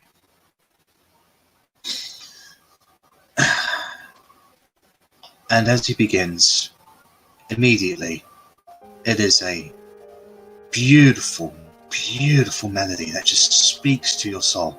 And immediately the entire room is just silent, mesmerized by this. The lights dimmen a little and kind of sparkle a little bit as dust, sparkling dust, just sort of drops from the ceiling and just starts sprinkling out over the actual dance floor as the rest of you just start waltzing away. Verity, Rennas, and Arri, can I get performance checks from you guys, please?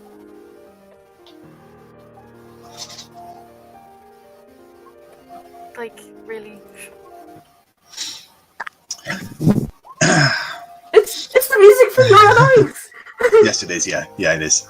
Rennas and Arrabella, you are dancing away, and you're giving it a good go, but you're just so overcome with the power of the music that it is. It's hard to sort of just to keep on going. You just kind of feel the compulsion just to stop and watch this goblin just perform this magic melody. And Verity, as Eliza is leading you about, you're having difficulty keeping up with her. She's clearly very experienced at this sort of thing, but the music reaches through to you as well. Daphne and their partner are also going beautifully. Otti and Bellatrix, as you listen to this goblin play this beautiful piece, you find that your hands just reach each other and just grip it tightly, and you just feel amazing. And Korgrin, as you stare from the sidelines, a brief gap opens up in the crowd, and you stare across, and you notice Rennas and Arri, and how beautiful Arri looks, and how charming Rennas looks, and then you look over to your left, and you see Bellatrix and Otti holding each other's hands, and you stare at Otti, and a brief twinge of loss grips your heart a little. What could have been had things been different with Otti, but you are a dwarf of your word, and you appreciate how happy they are. And then a solemn silence comes over you, and you just go back to appreciating music as Rennas and Arri, you are spinning around, staring at each other, and emotions flare high. Whether or not you can't tell if it's because you can't dance as well as you want to, or if it's just the piece itself, but eventually some people sort of just kind of back away a little, and the power of the intensity of how you dance and how you innately trust each other through thick and thin, that everything you've ever been through, it does show when you're dancing regardless of your performance, and people notice you. And as they stare, mesmerised, Rennas and Arri, you find yourselves to be the lime of the dance floor. as you're going back and forth, maybe even not skill, but pure passion. And as the music begins to wind down, Rennas, you dip Arri backwards as she sort of leans back, holding her hands, and the crowd just starts to applaud.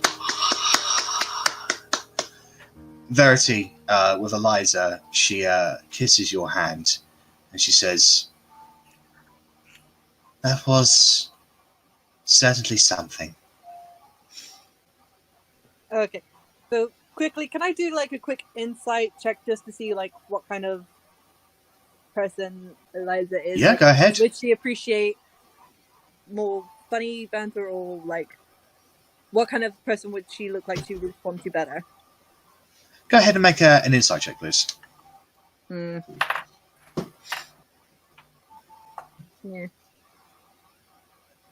14, I don't know if it's coming to you guys. Best you can tell, she just generally how she is dressed and how she moves suggests that she is very, very forward in her passion, and she responds better to people who meet that kind of passion. Okay, so more blunt up front. Not blunt, but Not maybe like rude blunt, but just something maybe to the point and they're like, yeah, maybe honest, maybe honesty, perhaps. Okay. Yeah, I'm just gonna like, you know, like be like embarrassed because obviously I knew how badly I did.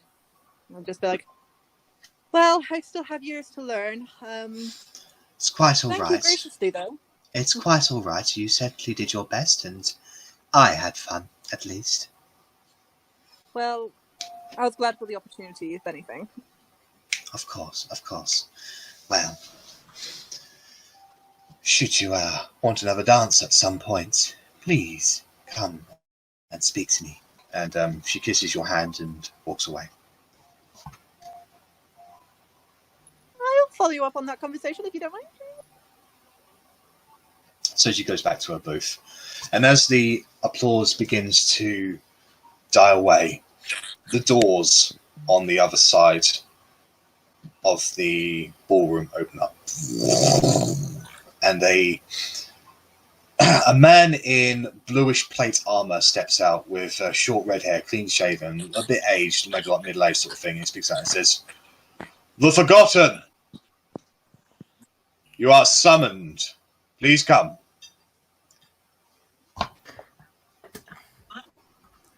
There we go. It's time. Let's do this. On the way up, can I like make eye contact with Ken and just give him a wink as I'm walking into the room? He winks back.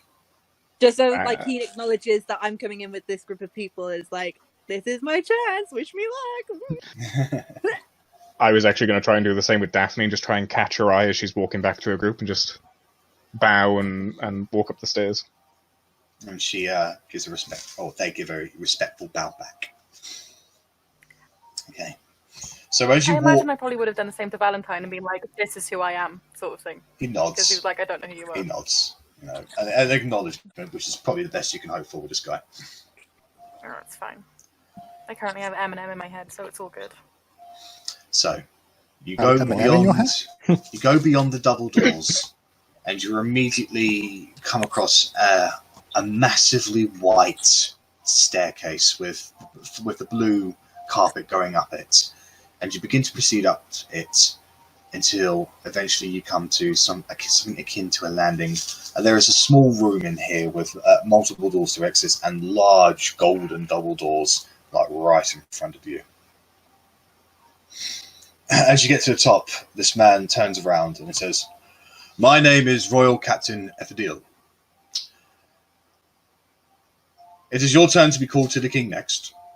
However, I would ask that you comply with our security requirements. Now, to make this as non-invasive as possible, as you can see, we have various rooms prepared. Inside are suitable changing areas. We'd require for you to leave your weapons, your items, your personal effects, and your arms and armor and dress yourselves into the gifted ceremonial robes in order to see the king. There will be, for the sake of security, there will be constructive automatons inside to ensure that you are not going to be taking in an item that you should not be taking. What may and or may not be permitted?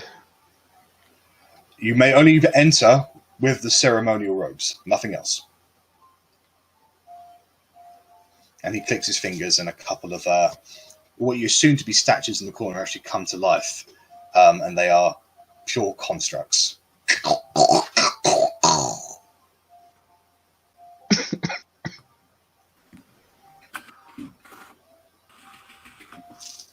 I'm going into my room. Telepathically, everyone can hear just a slow shit.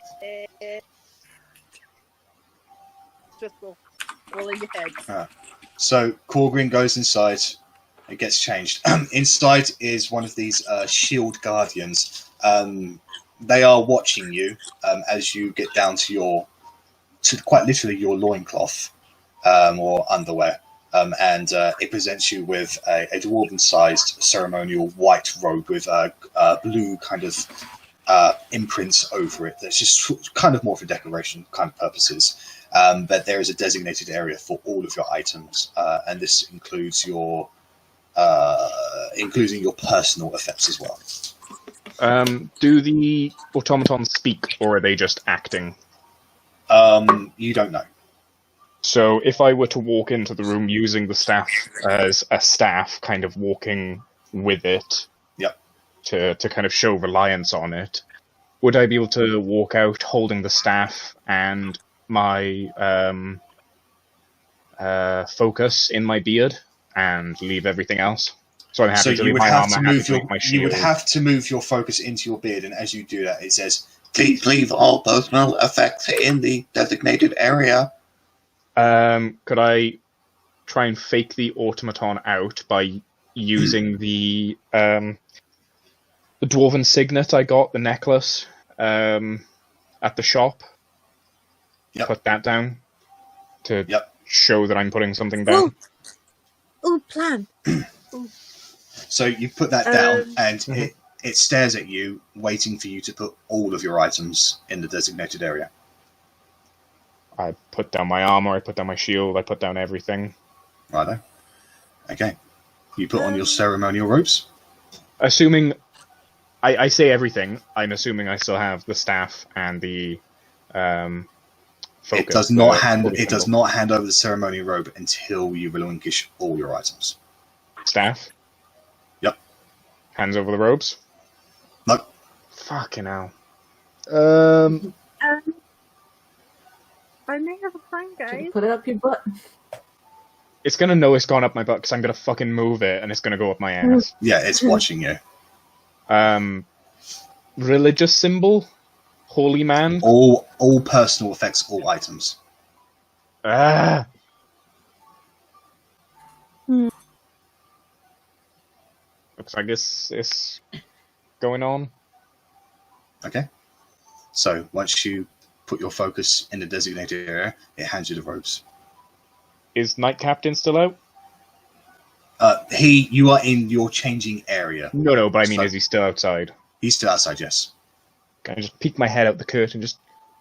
I'm a holy man. It feels kind of rude not to bring in my holy symbol. Can I, please? You'll have your holy symbol gift returned to you when you're done with your meeting.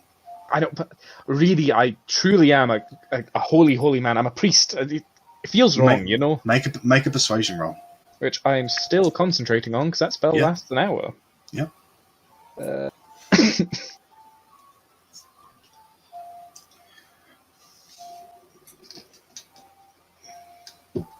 I'm just going to change over my audio. Bear just a moment.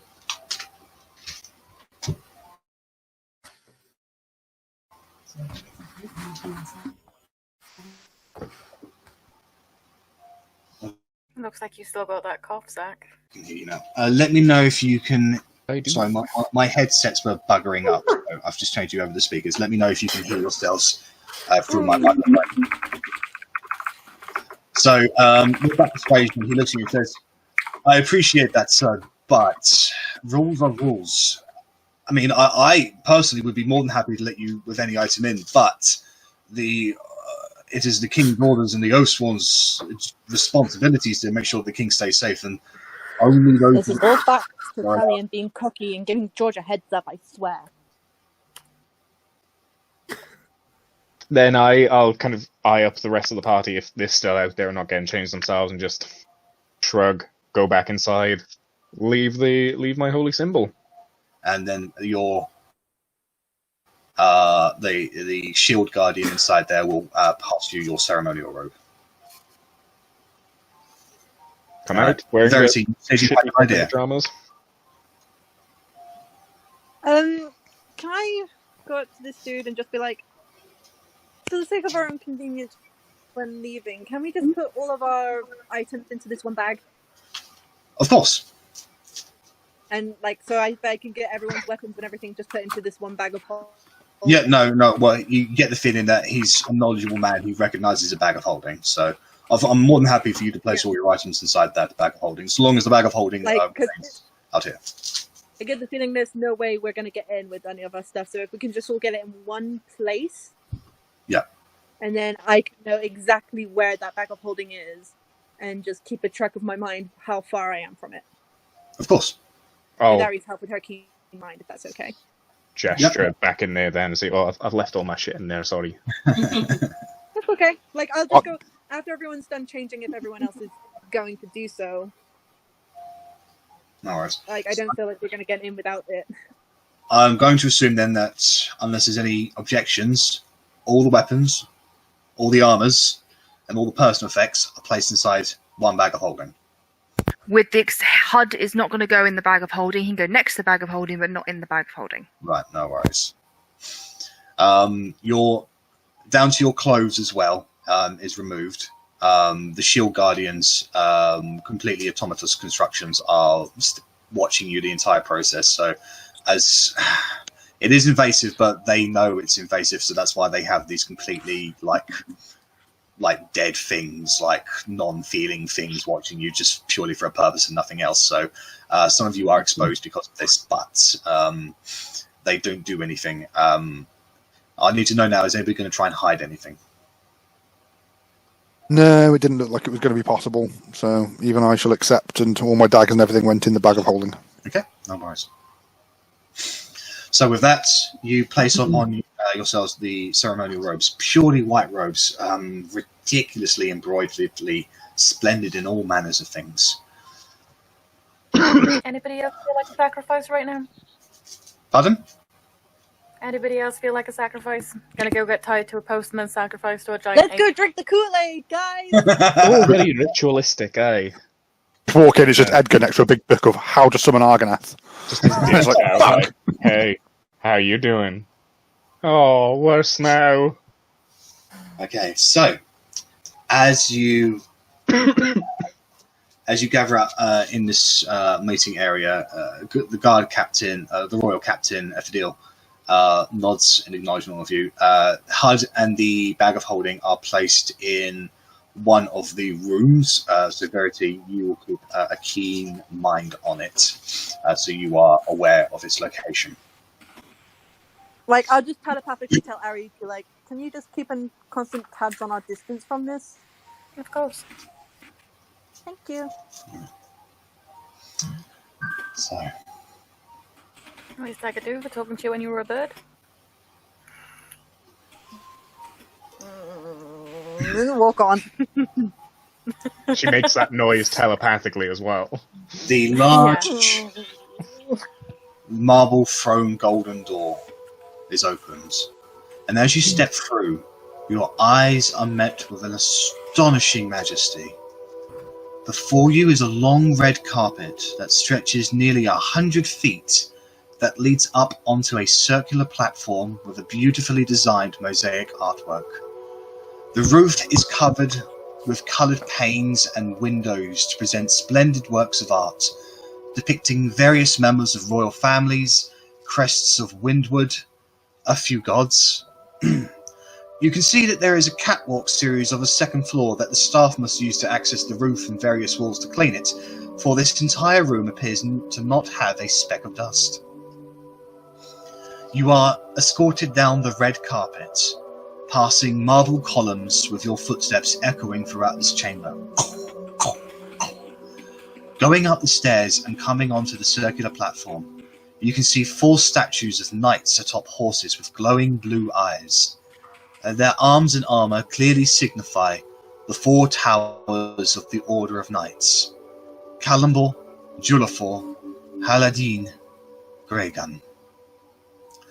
There are 2 causeways that leads into the side exits to the left and right of you, and in front of you is another set of steps adorned with a silk red carpet. The banisters are made with an intricate gold design, and beyond that you can see the throne of Windwood, a golden adorned chair with green cushioning and flanked by 2 angelic statues watching over the throne itself.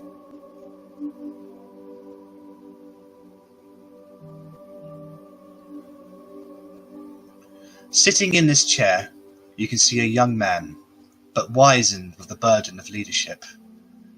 An obsidian crown to match his shoulder-length clean black hair.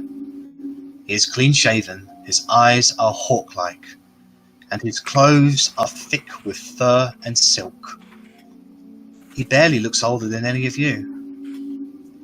Hail, His Royal Majesty, King Turiel Windwood, Protector of the Realm, the Ice Banisher, the Pure, Shield-bearer of the Way On, and Champion of the Righteous, declares a familiar face.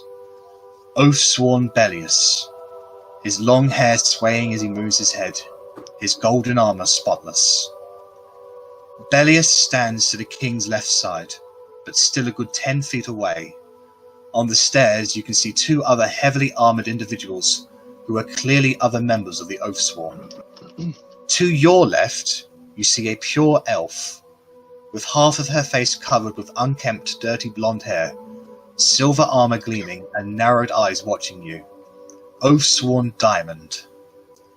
To your right, a dwarf with a large red beard parted into 2, white armour equipped with a red banner on his back.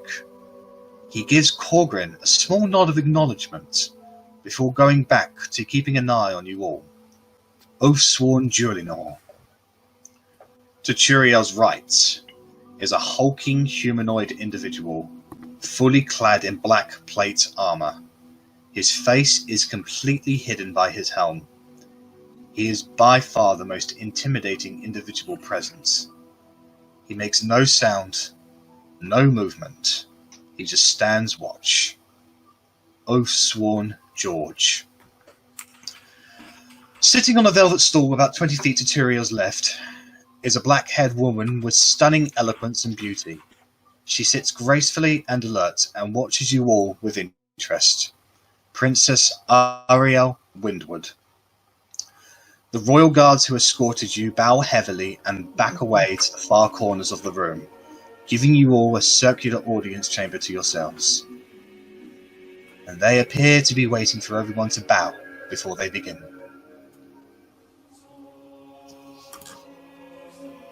Oh, give a half bow. We'll synchronise it with a little mental link just to look fucking awesome, like we're prepared for this. I'm just like 1, 2, 3, everybody bow. Yeah. The king's eyebrows raise. And he puts his hands together. Great heroes of Jarus Jukai, champions of the arena, and destroyers of foul necromancy, I bid unto thee, welcome! I'm delighted you have accepted my invitation to see me. I wish to discuss a few matters with you before anybody else who resides in the Skyhold district. There are many rumors of your intentions flying around already. I would wish to hear them from you myself.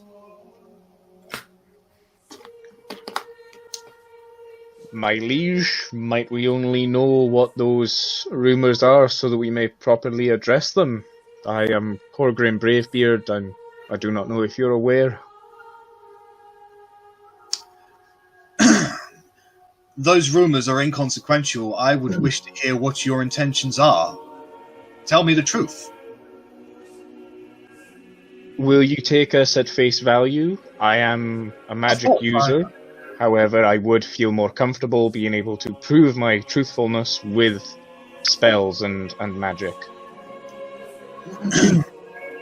My apologies, my guards, my oathsworn are overzealous in my protection.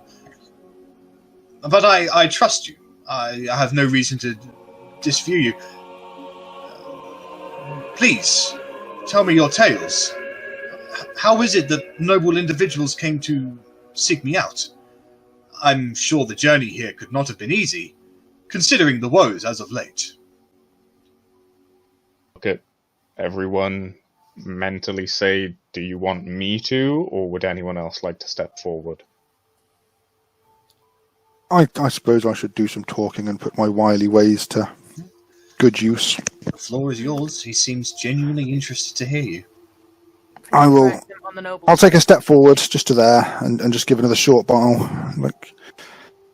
Your Majesty, my name is Rennas, and myself and this party have come a very long way in order to seek an audience with you. Our tale begins many months ago when our hometown was attacked. It was attacked by a knight under your employ. Please, continue. He seems attentive. I am staring at fucking George. I am watching every move. He is still, and he is just watching.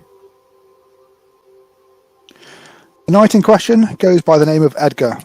None of us were familiar with him in any way, shape or form until he attacked our village. Apparently, looking for us, although we do not know why. Edgar is the head of the Order of the Knights. A trusted ally. Has he violated my laws? He has absolutely violated your laws, Your Majesty. To you, he is a trusted ally. To us, he is the person that murdered our families and burned down our village.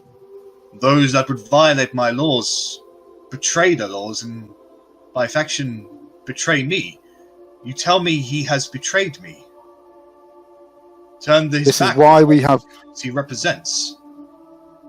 Indeed, Your Majesty. This is why we have made the journey to come and seek your audience, to try and petition you to understand the people that you have serving you are not loyal to you. I promise you, I will use my full authority to investigate this troubling news. If my subjects have turned their back on their positions, I would wish to know immediately. You have my thanks. That is very good to hear, Your Majesty. What we would also like to bring to light is the recent tribute. I'm sure you're fully aware that we were the first amongst many, as it would seem, to deliver... I'll step forward as well. To deliver tribute directly from Brian. Yes, it is how your names were brought to my attention. Indeed. What we, however, learned on said journey, we came across a bandit known simply as McTive. We do have the appropriate paperwork, however, it is with the rest of our belongings, but he has incriminated himself, and also incriminated, from what we believe, Edgar also. In these letters, he is the one that was responsible for depriving Jairus Jakai of the much-needed tribute, and, as you can see, in recent days, has now been miraculously delivered in bulk directly to Jairus Jakai with no further issues, seemingly all items still amongst the delivery. I do not know if it was Edgar's name specifically on the paperwork, however, it seemed to be described as one of his underlings, a Garrick, from what we can only tell, who, from what we believe, is not acting of his own volition, as he is commanding a battalion or a group of his own, presumably with permission or orders. Do you wish to hear more of the necromancer threat that you made mention of and hired us to investigate? A report has been given to me, but if you wish to tell me with your own words, I am more than happy to listen. I look at everyone and mentally ask, would you like me to carry on? Yeah, I'll jump in with the last bit. With I'm just what we going to can... step in. I want to step in as DM here and say, don't do all the talking, Korgrin, please. No, of course. That's why I You guys asked. have been requesting a long time to see this guy. I want everybody to have a moment with him. Okay. Well then, if I'll anyone wait. wants to step in now and take this as an opportunity. Well, I don't know, because I'm very anxious on how we're doing this. But I just want to know when is the appropriate time to kind of out George, because in my head, I'd say it's one of the last things. Yeah, I was going to say that was what we build up to. Can we try and rile him up first? Mm-hmm. I'm all up for that plan. You know Hey, I'm all up for that plan. Hey, we've got journals. If someone wants to use the information in the journals, by all means, I'll step back, and whoever would like to step forward. Sorry to step in as a DM here. I know. No, that's I knew exactly what it was. I want everybody to have an opportunity here. So No, that's why I It's looked at just everyone and really said, weird, "Do 'cause you want me to we all carry know on?" this stuff, but it's hard to imagine saying it. The reason we have this meeting as the king is because he announced it before anyone could stop him, right? yes. So it might be worth bringing that to his attention as well at some point. Being like, I don't know. I wouldn't know how to phrase it. Well, as you know from one of the first things the king has said to you, he wanted to talk to you before anybody else did in the city. So, by putting two and two together, it might suggest that he's aware that not everything is as he would like it to be in the city, and he wanted to take the initiative on that. I'll step forward, bow slightly again. I just want to reiterate our thanks for seeing us. We have been led to believe, like during our stay in Jaristakai, that you are not the most available when it comes to meetings. So the fact that you would make time for us, people who've only been here very recently, we very much appreciate it. You certainly made quite an impression in a very short matter of time. I thought it best. Yeah, bringing food seems to do that to a starving city. Yes, indeed. So, the necromancer. You wanted to talk to us about that. I'm if sure you you've would had like it to tell reported me back in your to own you. words. I assume you've had it reported back to you that it was Miriam? I do not know who this Miriam is. Miriam, I believe, is... Verity, I just lost you on Roll20, by the way. So, obviously correct me if I'm completely wrong with my keen mind here, because obviously I am not literally Arri. But, I am going to out Miriam as a descendant a bit. As a descendant of who, sorry?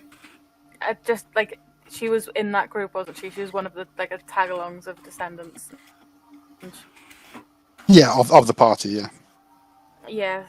She was a traveller who was out to clear the names of those who murdered his father. It was his uncle that was murdered. His uncle, then. I see. Yes. And she became a lich. Yes, through a power in a shard that was charged with the powers of Argoneth. I'm sure you remember Argoneth as well. Yes. You are young as me, as I am, but... We all know the stories of Argoneth. My understanding of this incident is that it was one of the head priests, a man named as Darius, was attempting to raise undead forces for himself and had in fact subverted a large number of the slumber priests to effectively become a cult for him. I have not heard anything of that of the Lich. Become a cult for Miriam. You may have heard them refer to themselves as the Mirianites. That name has come to my attention, yes. Yes, they were the cult of Miriam, led by Darius for her. She became that way by killing herself in what was initially a very Romeo and Juliet-esque kind of way with the love of her life, where they killed each other and then came back as others. I see. This Miriam has been dealt with, is that right? For now, but I'm not sure if you're aware of liches. Unfortunately, they are rather hard to kill permanently. She didn't make her phylactery, she was using King's staff to do so she is dead. The phylactery dead, outside isn't she? start, so when you Okay. killed Miriam, she stayed dead. Okay, yes, she is now completely dead. Never Well, to walk this earth again. You have my thanks for dealing with such a threat to the city. Has George reacted to the name Miriam at all since I'm staring at him? No, he's just standing very still watching you all. Fair enough. Otti, Bella, Verity, what would you guys like to Is say? Bellius reacting to anything we're saying? Abelius is staring intently. He's staying professional for now. Like, if he is thinking or feeling anything, he's not showing it.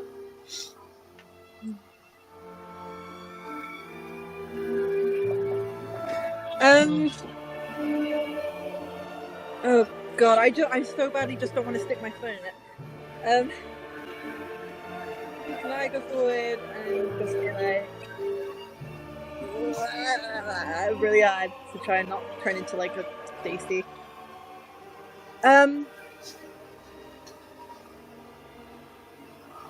sure you're aware of the suspicions amongst your own court. The difficulty people have to have an audience with you. That's why you took measures to meet with us, right? Yes, I am aware that there is a great number of requirements that individuals need to go through to secure a meeting with myself. However, I believe that you people were a special case and I circumvented those requirements. Which we are grateful, but surely for one kingdom to see their own king. It's curious, no? I'm not sure what you're implying. Well, I've heard of the growth of you and your lineage. Often there would be a procession. You've foregone that. Due to caution, I'm sure. Yes, I wished to keep my matters on kinging as much as possible.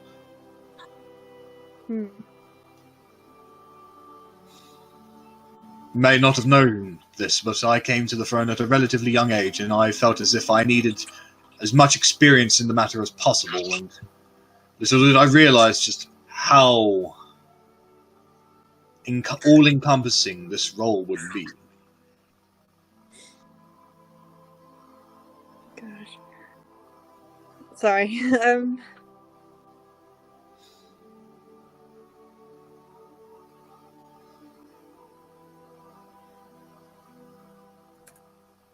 But would you say that you truly trust your court here today? I have no reason to distrust them. And They have I'll look protected to me. I'll look to the oaths one and I'll ask them all, do you all agree? They don't answer yet. Can I try and see if I can get a read on any of them? Go ahead and make See an if any insight of them check. are suspicious? May I also attempt? Yeah, go ahead. They are hard to read, Verity. I have clicked, so you might see one come through at advantage now, and also a regular one. Yeah, 21. so the regular one. I mean, hey, if you want to take the regular one of 26, that'd be even better. I'll go with the first one, which is 21. George is still as fuck. He's not making any movements whatsoever. Bellius is kind of given a little bit of a shifty eye, really. Like, he, as you mentioned, do you trust the Oathsworn? He does kind of glance around all of them. Good. Diamond, in all honesty, kind of looks a little bored. And Durinor is keeping an attentive watch on you. He seems to be taking his duty of protecting the king very seriously. And Your what Majesty, about the princess? How is she reacting? The princess is reacting in the sense of, like, what she's reserved. She's remaining her eloquence. She's a little wide-eyed. Mainly, you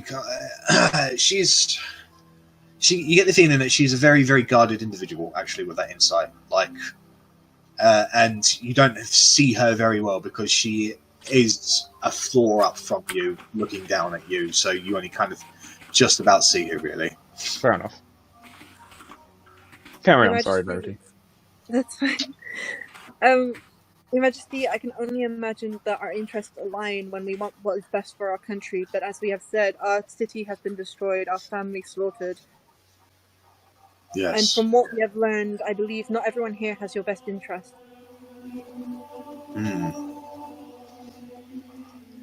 Please, go on. And if Bellatrix or Otti would like to continue from here. Planting the seeds of doubt. Okay. Okay. I was just checking something. Bella will step forwards and say, and do a small bow. Returning to the talk of Edgar and how his distrust has been shown, we have word of somewhere that may be a beginning point to your investigations. The town of Vorod, we have had information given to us, unfortunately no longer to hand, that he has been taking people as tributes to the town to do some very distasteful things, as far as we can tell. Not witnessed. I see. Information. And have you seen this with your own eyes? We were unable to actually go there to witness these things. It is just information. Could I Yeah, if you just... I have mentally spoken to, unfortunately, my father, who we believe resides currently in Vorod, under duress. I have performed the sending spell and spoken with him mentally. I believe you. And I'll... What are they... Can you tell me the precise nature of what they're doing in Vorod? We believe it is demonic of nature. We have no... Such as we have not seen it. Very illegal. Goes against all the laws that I represent and stand for. Are you sure of this? I intercepted the note that said about Mayor Edgecombe sending tributes to Brian to assist Garrick Dublanc and Edgar. I am the one who witnessed Garrick Dublanc murder Mayor Edgecombe in cold blood because Mayor Edgecombe refused to send more. We have I am the one who is scarred by this. I see. Otti, what would you like to say in this matter? I kind of don't want to say anything. I'm kind of a bit annoyed. On the mention of Vorod, did anyone react? Make an insight check.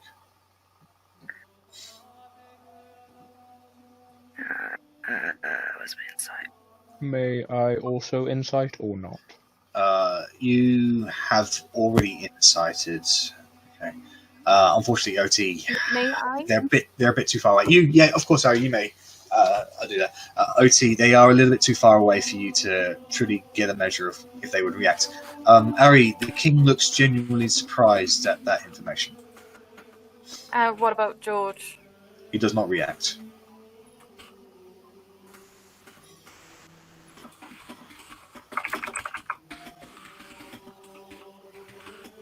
What would you like to say, Otti? I'm gonna make the decision not to say anything. Because I don't know what will come out of my mouth. It will be anger, probably. That's fine. If that's your choice as a player, that's okay. I just wanted to have you have an opportunity here. Okay. Yeah, the important thing here is that he knows that people were killed in Oakenheath. That's the whole point of coming. The other stuff was additional things that, at the end of the day, her dad, who is dead, is more important than anything else that's happened. So the fact that has been aired, I don't know how she would react as a player and a character to accepting that. So I will not say anything, just keep watching, keep my eye out for anything. So with that, Turiel Windwood will say, quite a story you have all been on. One worthy of the bards in every tavern in the kingdom. Tell me, is there anything else you would bring to my attention? I'll step forward again. There is one more matter, Your Majesty. However, it is very delicate in nature. Please, continue. There is a member in this room, and it is not one of us. It's a member of your Oathsworn who is not to be trusted. What do you mean? We heard it firsthand from Miriam. Go in combat with her. We have read it in many accounts of a party that this individual was a member of. And I have heard it firsthand from a witness.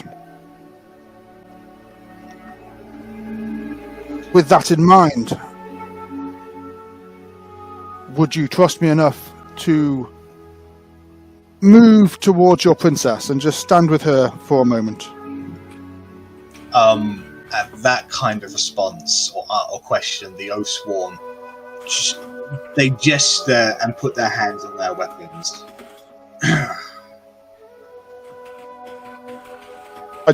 We will all stay here. I would just feel more comfortable with you on that side of the room before I name the individual. It is not to be trusted, Your Majesty. Name him from where you stand. I will believe you.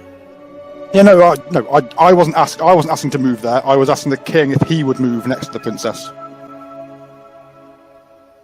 I am most well protected where I stay.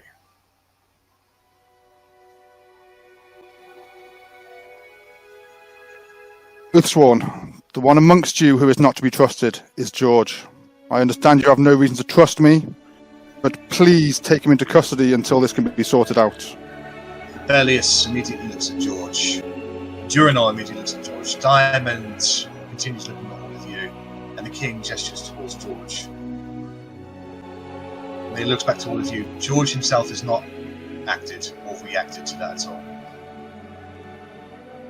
I see. Even there, that's not an image. Can we be sure of that? Most wondrous. Truly, you are mighty heroes beyond match. I don't like where this is going. How unfortunate it is, then, that you are all attempting to deceive me. There is a small click emanating from behind the statue, and you all feel a tingling sensation wash over your bodies. An invisible veil is lifted from over your eyes, and you come to know in an instant that you were looking at illusions of a near-empty throne room. Now you can see the room properly, and the entire royal guard is there.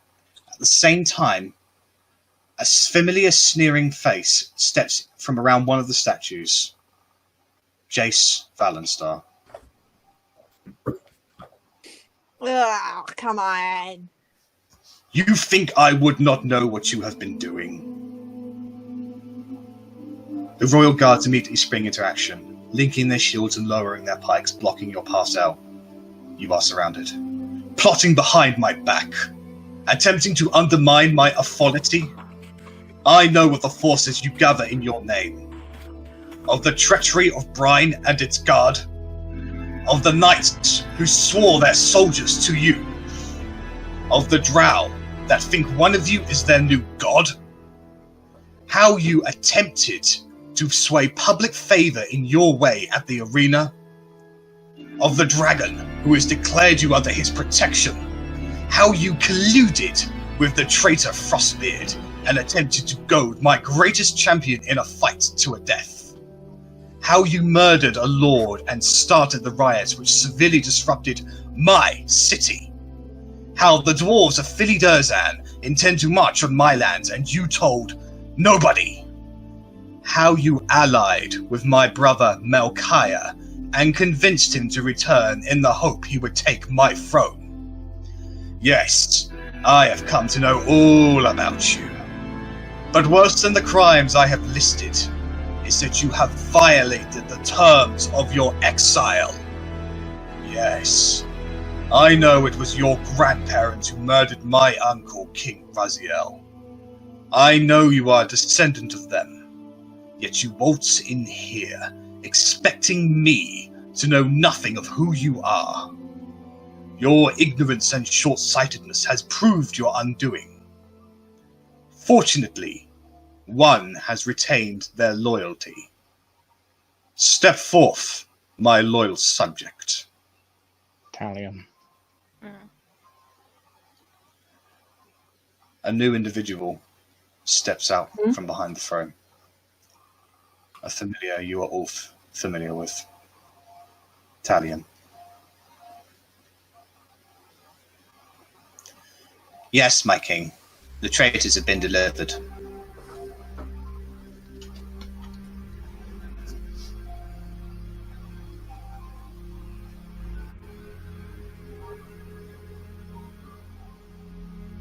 Well, your true colours shown at last, Talion.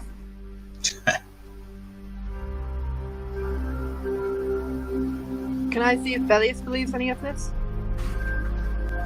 Bellius is on guard, as if he was waiting for this. Kind of just look up and just... Then what have we to gain? Coming to you, laying down our arms, beseeching your aid and advising you of the murder of your own subjects. How do we benefit? Talion steps forward again. Says, the ignorance you all display is astounding. To think that you could sway a king's mind. To think that you truly mattered in that way. You wonder why? You wonder why you're in this position? No, it's because we trusted you. It's because you are all evil. Corrupt. I extended my hand to help and you threw it back in my face. Any concern I showed was met with hostility, or just ignored. You never trusted me, because I didn't want to show you something personal, or tell you personal things. Yet I know you all stand there, resolute in your minds that you have done nothing wrong, and that your treatment of me was justified because I withheld the truth sometimes. Could you not understand that perhaps my loyalty to my king trounced my loyalty to my personal feelings? Yet you shunned me because I didn't give you everything you wanted, whenever you wanted. You treated me as an enemy. Therefore, you got an enemy. I killed those drivers as a means for you to enter the city. I left Bates to lead those polar bears towards us so I could kill Melchiah to prevent another succession war. I told my king where the body was and how to retrieve it. I stood by and watched as it was burned to ash in the very spot you stand now. I was asked to help complete your anointed tasks, keep watch over you, determine your loyalty to the crown. My actions are beyond question of loyalty. All you are loyal to is yourselves.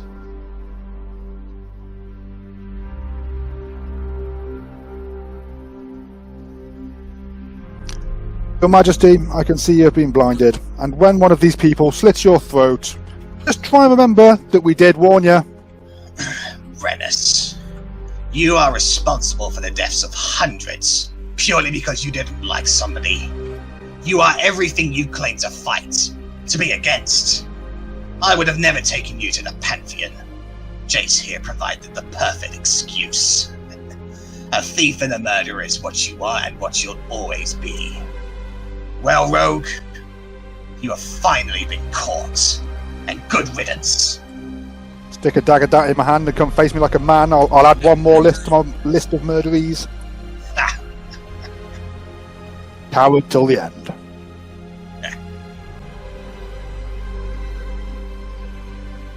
I Can I can't believe it. close to Arri? Sorry, what'd you say, Verity, Verity? go ahead. Let Arri go first. No, you go ahead. I'm just going to move close to Arri and telepathically ask, how far are we from the bag of holding? You cannot speak with her telepathically. Your telepathy has been blocked. If she touches my arm, though, I imagine I'd know instinctively as a sister, considering the situation we're in, that she wants to know where it is, and I would I say imagine this far. if telepathy's been blocked, then I'm not going to be able to dimension door there either. Something has been activated from the statues themselves that is preventing you from accessing your magic. I just want to know why a unicorn would trust someone who's being such an asshole right now. Verity. I think I hate you the most. You use your age as a mask to decry anything you do wrong. But you know full well that everything you do is selfish, petty, and juvenile. You are utterly useless and mentally unstable. 16-year-olds. You are a literal explosion waiting to happen. You are a threat to every man, woman, and child you have ever met.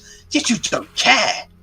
You are only concerned with how bad you feel. Disgraceful. Oh god, I wish I could wield that wild magic right now. I probably only have my trousers fall down.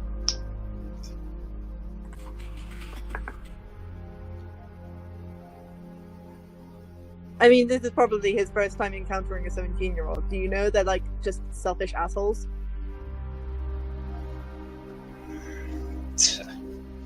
And what smart remark do you have for me, Talia?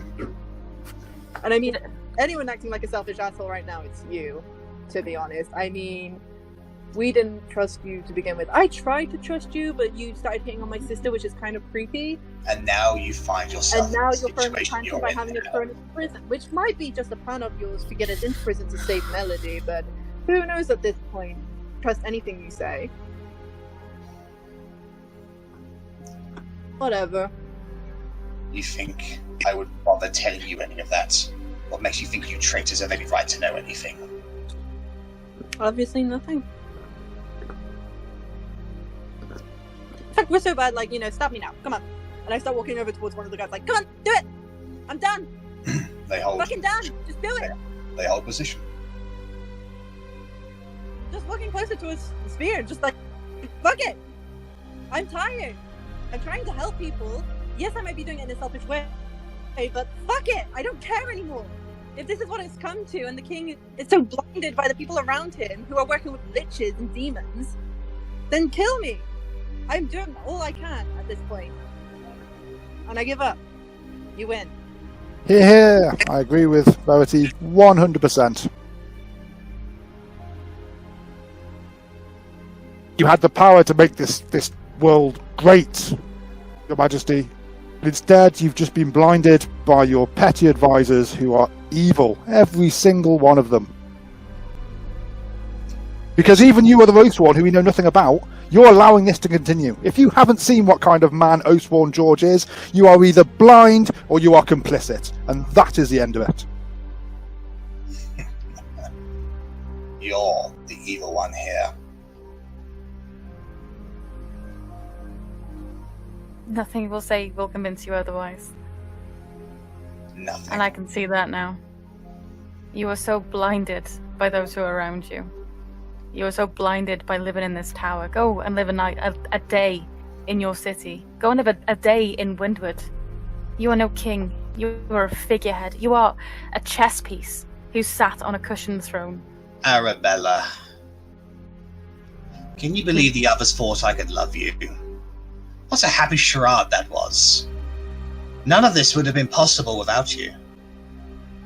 Oh, the rest of you look surprised. You think I'm the only one who turned their back on you? Arrabella has been helping me lead you into this trap for weeks. She hates you all, and only wanted to save herself. But unfortunately, Arri, the tables have turned. I no longer have a use for you, so you can get caught alongside the rest of them. Do you want to know what's hilarious? The fact that you think any of them will believe you. They know how I feel for them. They know how I feel about save you. yourself, are you? A bit late at this point, don't you think?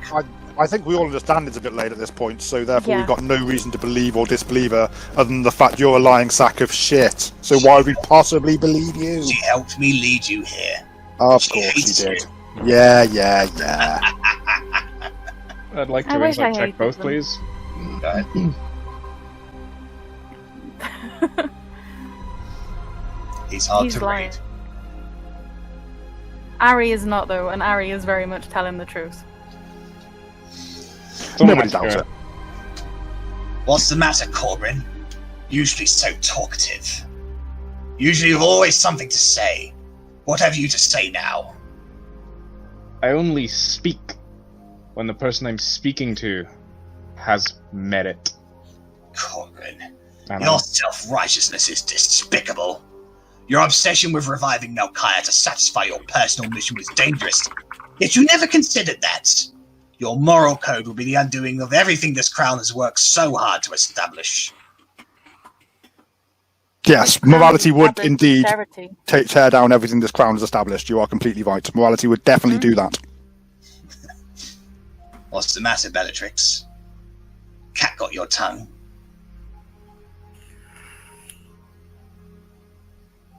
No, I never liked speaking to you. Why would I start now? Trixie.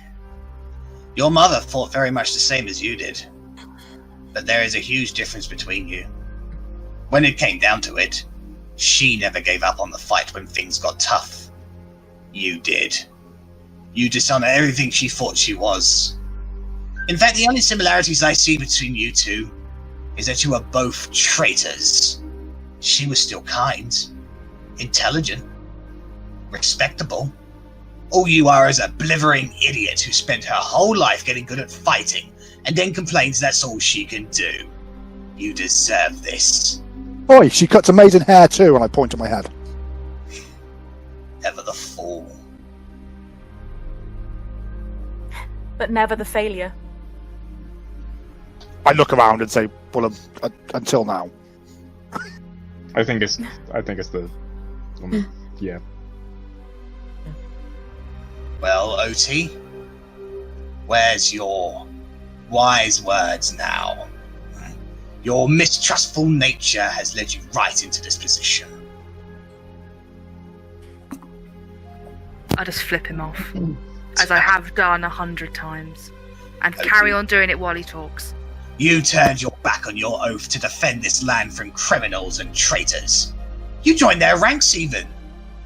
You work very hard to deny your nature, yet you are still as foul-tempered and treasonous as the rest of your orc kind.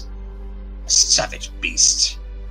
If you died tomorrow, nobody would remember you, and your love would move on to the next colourful thing that grabs her attention.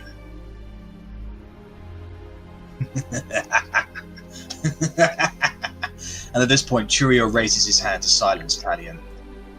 As he does so, he leans forward, and a small shard on a chain around his neck is exposed. It is black with malice and seems to gravitate your eyes briefly. As much as I have enjoyed my loyal servant get some things off of his chest, one does want to bring us all back to the current matter. I hereby declare you all guilty of high treason. However, there is a way for me to forgive these crimes. In your bloodlines lies a secret to unlocking the greatest being to have ever lived. The one true lord, not of just these lands, but all the world. Argonef. It was I who ordered Oakenheath razed to the ground to search for your keys. Little did I suspect that you would escape. However, Edgar's blunder has now been rectified. If you seek forgiveness, you will not resist, and you will offer your blood willingly as you are escorted to Talia, to the heart of the Forbidden Lands, where you will undo the seal and call forth Arganeth. Guards, take them. Is anybody going to resist this? Hell yes. Mm-hmm. Can I get initiative? Unsuccessfully, but you know.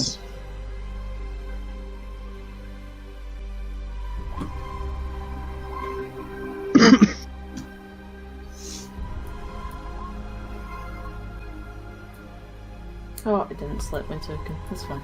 Nor did I, so I'm just cheating and doing it twice. Oh, typical. I rolled 24 on the second one. Oh, well. Alright, has everybody rolled initiative? I think I just need to change mine. Oh, come on, computer. I'm having real issues with my computer. I wish I could have bought my gown. Damn it. I can change yours to 10, OT. It's fine. It's gone through now. Alright. Okay. First up is going to be Jace Falenstar, who is... She's going to hold position for now. Oathsworn Diamond. She withdraws her blade that seems to glow a faintish white-blue sort of colour that seems to counteract against the effects of the anti-magic that is currently encompassing the area. She is going to hold an action. Arrabella, it's your turn. Yay. Okay. I'm going to die. Keep in mind that the shields are locked and you cannot get past them at the moment. I'm little though. I can occupy space. They have tower shields. It's a case of you cannot physically get past them.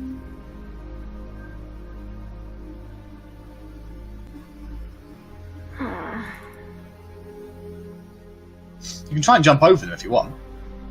No, I'm not tall enough. Okay. And what is that shard that you wear around your neck, dear king? Are you sure that's not what's controlling you? It is sure a gift that's from Arganeth himself. Are you sure? You weren't even alive when he was around. I have come to know his beauty and his majesty. You shall soon too.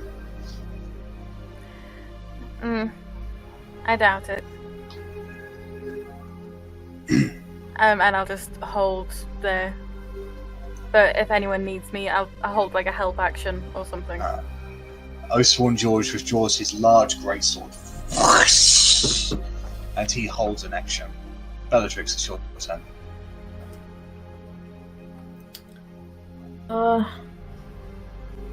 Let's see. I'm just gonna check something. That's not what I wanted to check.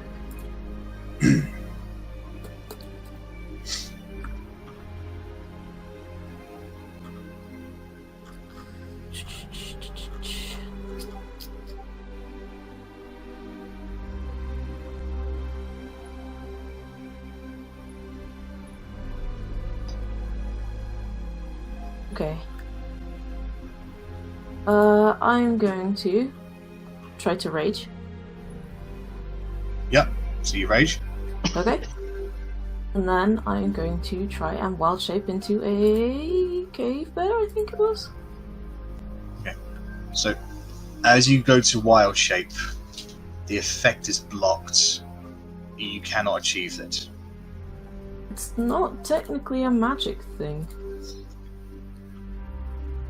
That's what I was You just magically checking. turn into... Also, it's like a rage sort of thing. It's the same sort of system. That's why I'm able to do both rage and wild shape.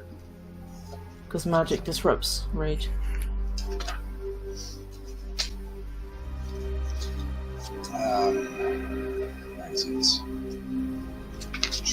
Wild shape. You use your action to magically assume the shape of the beast. Fair. But you can keep that's it. You can keep class stuff. That is fine. I just wanted to see if it would do it. Then I am going to prepare to fucking deck someone if they come at me. Alright. If they start to attack. It is the Royal Guard's turn. They immediately start moving in. Verity, can I get an opposed athletic check from you, please? If they go to one goes to grapple you. I'm like ready for them to stab me. Like I am just there, like. So are you not going to resist? No. All right. So then they will grab you. They will force you down to the ground, and the other one will effectively bind you. They will put a gag over your mouth, and they will prevent you from moving your hands or your mouth. I don't want to be gagged quite yet. I want to have to release one more save before I get gagged. Well, they are going to be placing a gag over your mouth, so they're going to do all that in 6 seconds. Well, one person's going to hold you down. One person's going to, since you're not resisting, it's going to be very easy to push you down. One person's going to hold your hands together. One person's going to put. Will it effectively see if I'm only trying to resist being gagged, so I can have something to say? Because my turn's literally coming up next.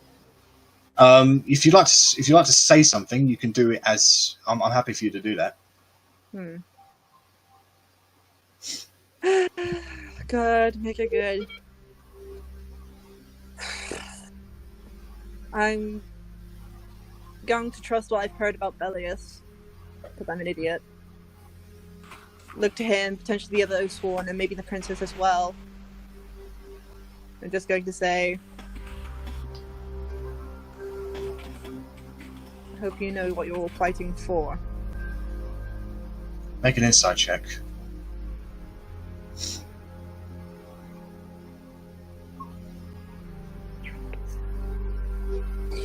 Natural 20. As you say this, just at the moment you are held down and gagged, you notice that Ariel looks genuinely shocked and frightened, and Bellius,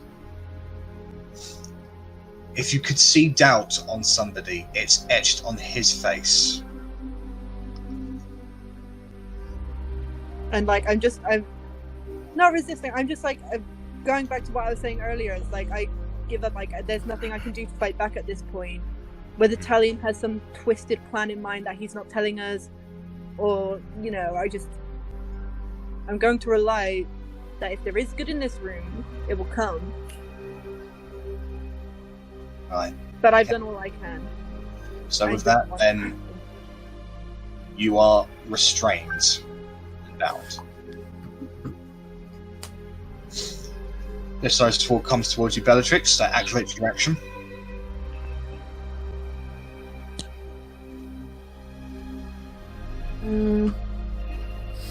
I'm not proficient, so it'll just be.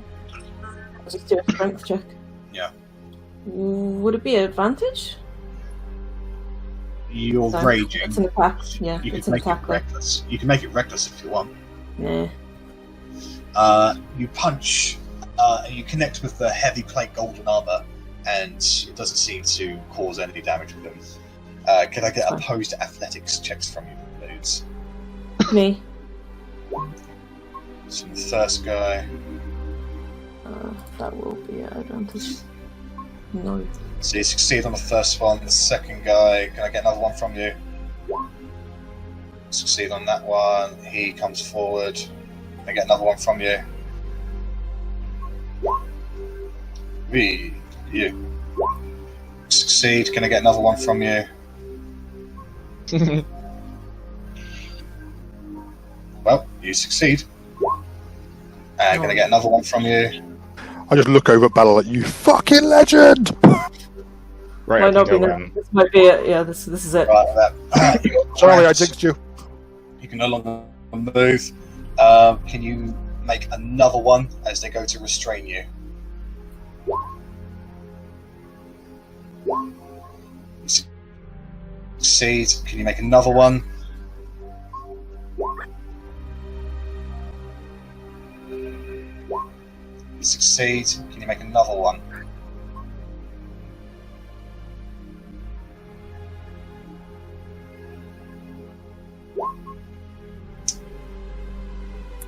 Could I use my help action to kind of just kick him in the back of the shin? Yes, you can.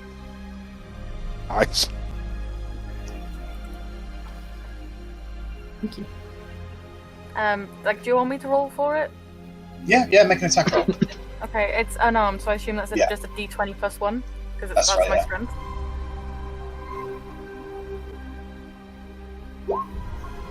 Oh, As you Fuck kick him yeah. back the shin, he actually goes, "Oh!" and he does fall down onto one knee briefly. Arsehole. He takes 1 point of damage. Okay. These guys move in. At this point, Oathsworn Diamond's effect. Jack cut out for anyone. Bellatrix, Oh, you he's make cut a back in wisdom now. saving throw, please. what was that? Sorry. Can you hear me? Yeah, you cut out for a Didn't second, hear- but Can you hear me? Yeah. Can you hear me? Mm. Sorry. At this point, Oathsworn Diamond's effect activates, and her sword glows against the anti-magic that is currently happening. So, Bellatrix, can you make a wisdom saving throw, please? Sure. Well, that that shouldn't is- have been an advantage. that but it's still is- funny. You don't have...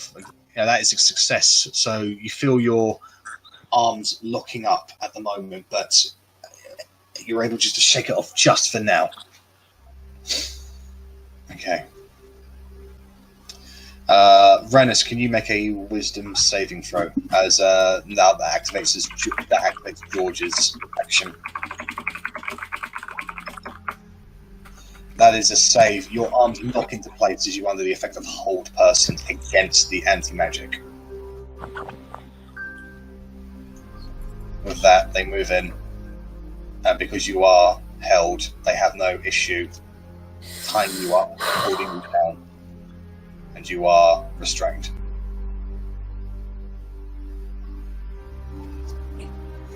Arrabella, can I get an opposed athletics check from you, please?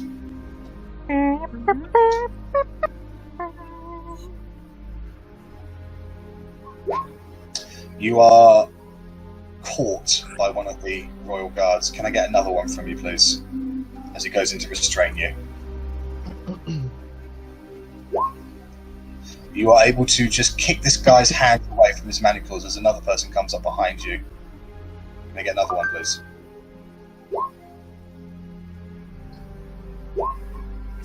You're able to kick that away.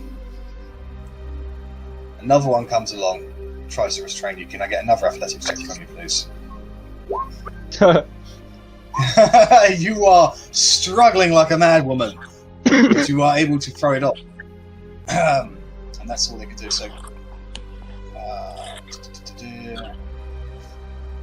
Otti, can I get an opposed athletics check from you, please? No, only going to oppose the one. Going to go try and oppose the one at least. Right. If I fail this, I won't oppose anymore, but I will Right. shout. Okay. Just so you know. No worries.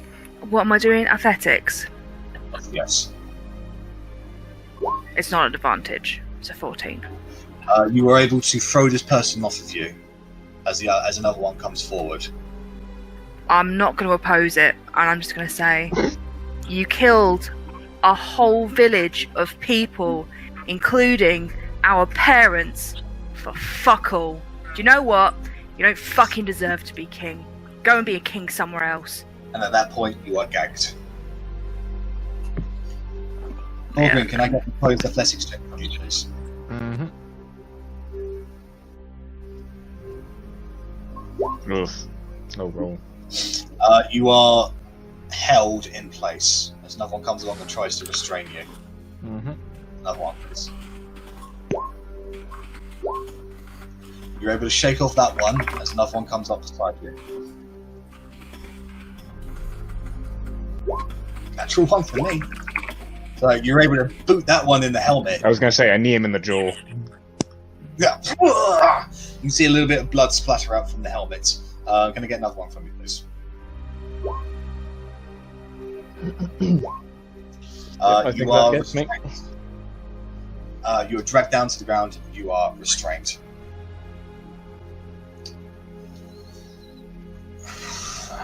The others are going to... So, Korgrin is down.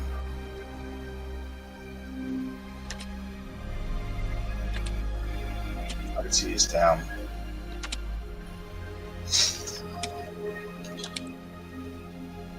These people are going to come here, and they're going to hold their actions as they move into, like, completely surround you guys and not give you any ability to get out.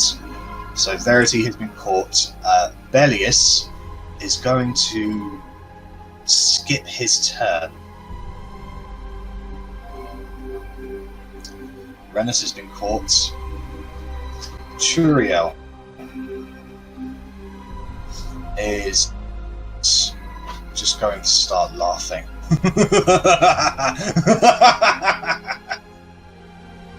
Italian is going to start laughing alongside him.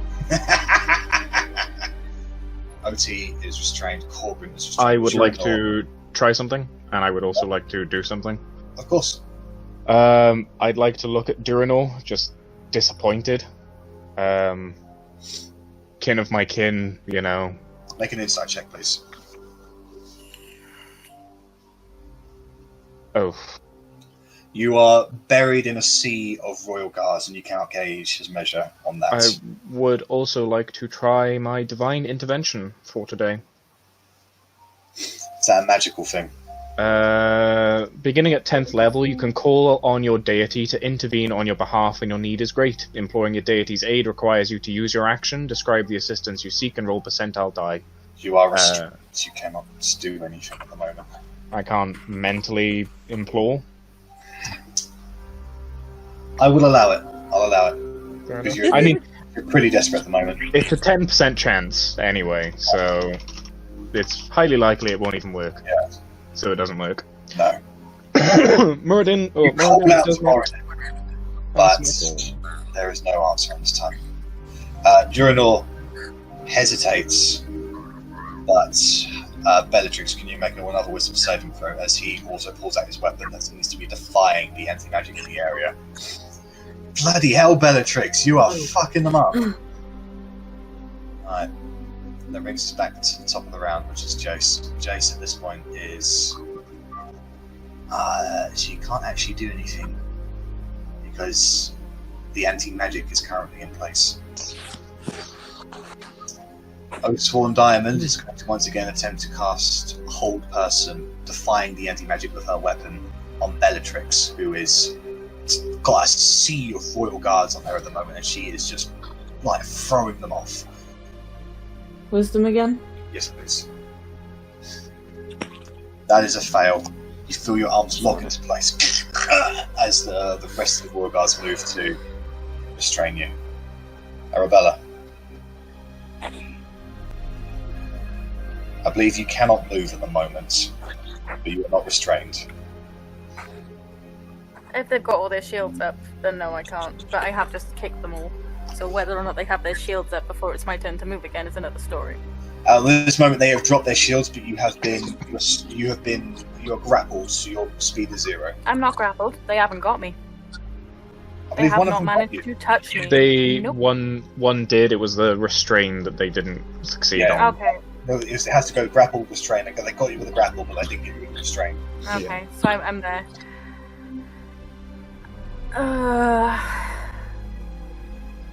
And here we are being condemned for our bloods, without us being able to speak our truths, to go and raise a monster that has been poisoning your brain.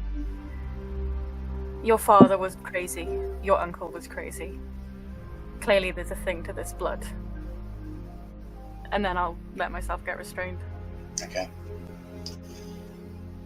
And with that, they pile on top of you. They clamp you down. And they tie you up.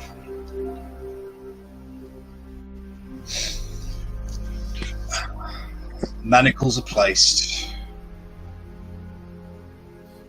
Binds are tied. Gags are shoved in everyone's mouths until you are all dragged out of the circular audience platform.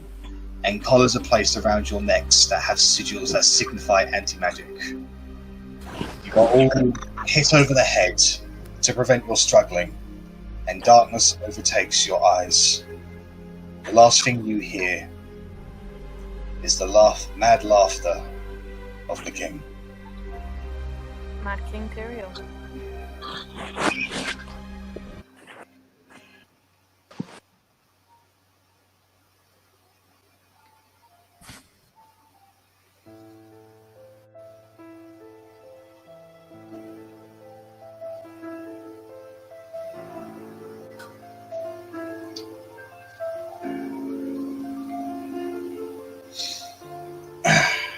One second, I'm just trying to get my notes up, but the computer's going slow. Very slow. You all come to consciousness. Your heads are achy, your body's stiff, your neck's even worse. Everyone except Rennas has got a collar around their neck of pure iron, and it resonates with a faint bluish glow. You continue to feel that tingling sensation over you, and you know it to be the effects of anti-magic. Rennas, you are hogtied on the floor, your hands and feet bound very tightly together in rope and chain. It seems you cannot even move your fingers. It seems Talion told them all your strengths and skills, and they are taking no chances with Rennas. The rest of you only find your hands bound in restrictors that cover your hands up to your forearms, but you otherwise have full movement of your legs and feet. It's cold, and you're thankful that there are fires here, else you might freeze. You're all in cells with iron bars that you can see out of. The only people who can see each other is Arri and Bella, however, just about.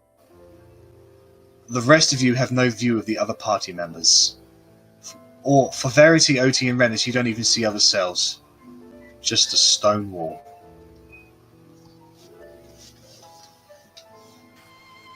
Looks like I was a bit too on point with these gowns being sacrificial. Yeah. Can you see any of the others? I can literally just see you. Hello? You Is anybody hear, out there? you hear voices. The rest of you can hear a voice called out from somewhere that you just can't see, but it's coming from a nearby location.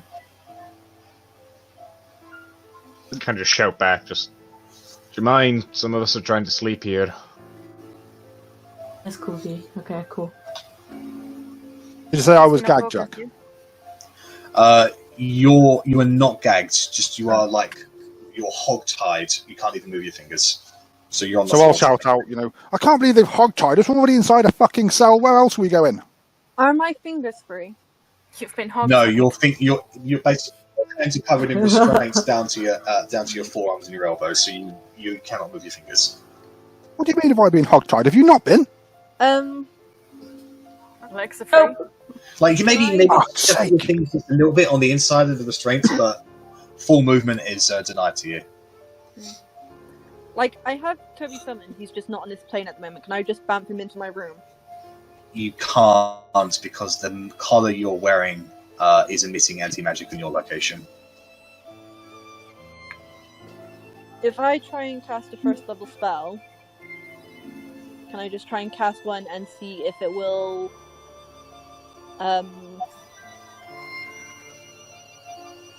activate my wild magic surge? If it does, the anti-magic would repress it. It seems that Talion told them exactly how to deal with you. Has it technically been a long rest, by the way? Like, is this I would magic say, shit spells? I would say yes, yeah. Okay. I've been here for a while. I haven't even got to use any spells today. Can I investigate my restraints just to see if there is any slight niggle where he may still be on our side? Yeah, go ahead. I doubt it.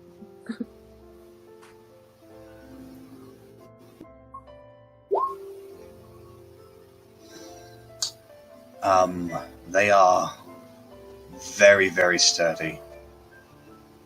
They require if you could just get a lockpick or something. You could probably, Jim. You could probably, use your mouth to use the lockpick to breach it. But without any tools, you can't do anything. Can I look around my cell? Yeah. Looking around your cell, there's a bucket and there's a small board where you can rest. There is a drainage area, but that's it.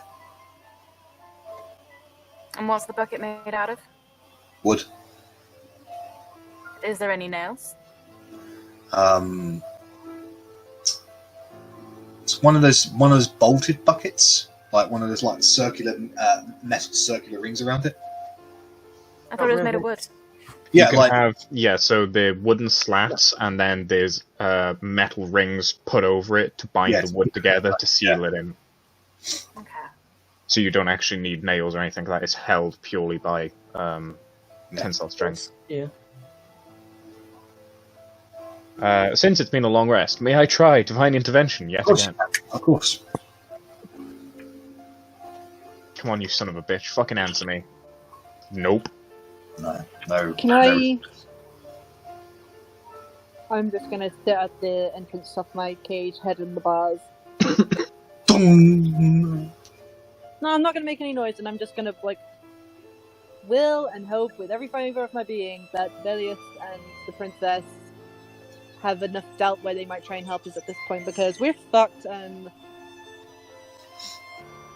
there should be no other way for us to get out. I'm going to start singing a chorus of Choriel's a wanker! Choriel's a wanker! What's he like the wank? I think I may destroy my cell.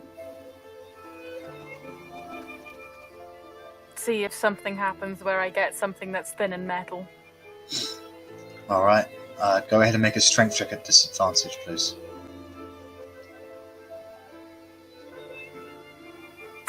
3. Clang, clang, clang, clang! And the bucket just goes blum, blum, blum, blum, but doesn't break. Gonna scream. The rest of you can hear the loud bangs coming from somewhere in the cells. Bella, you can see Arri just going to town on this bucket, but to no effect. With the forearm, the manacles, so they cover the fist? Basically, your fist, your wrists are bound together. So basically, you're like this, and it goes down to your forearms. Yeah, so I'm not sure you can see me on camera at the moment. But Yeah, no, I can. That's incredibly uncomfortable. Are they outstretched, or are we bound they like are, this? They are like that. So Okay. So you can move your biceps like this, but that's about it. Mm. Could I, being an ex-blacksmith, inspect the bindings at all? See any kind of weak points? Go ahead and make an intelligence check, please. Oh, fuck me. Low rolls. Your head is just so achy at the moment, you just can't gather your thoughts. Otherwise, the only thing I can think to do is alternative pressure and just try and get one of the iron bars of the cell at the elbow and push to try and force them open. Just gonna make a strength check.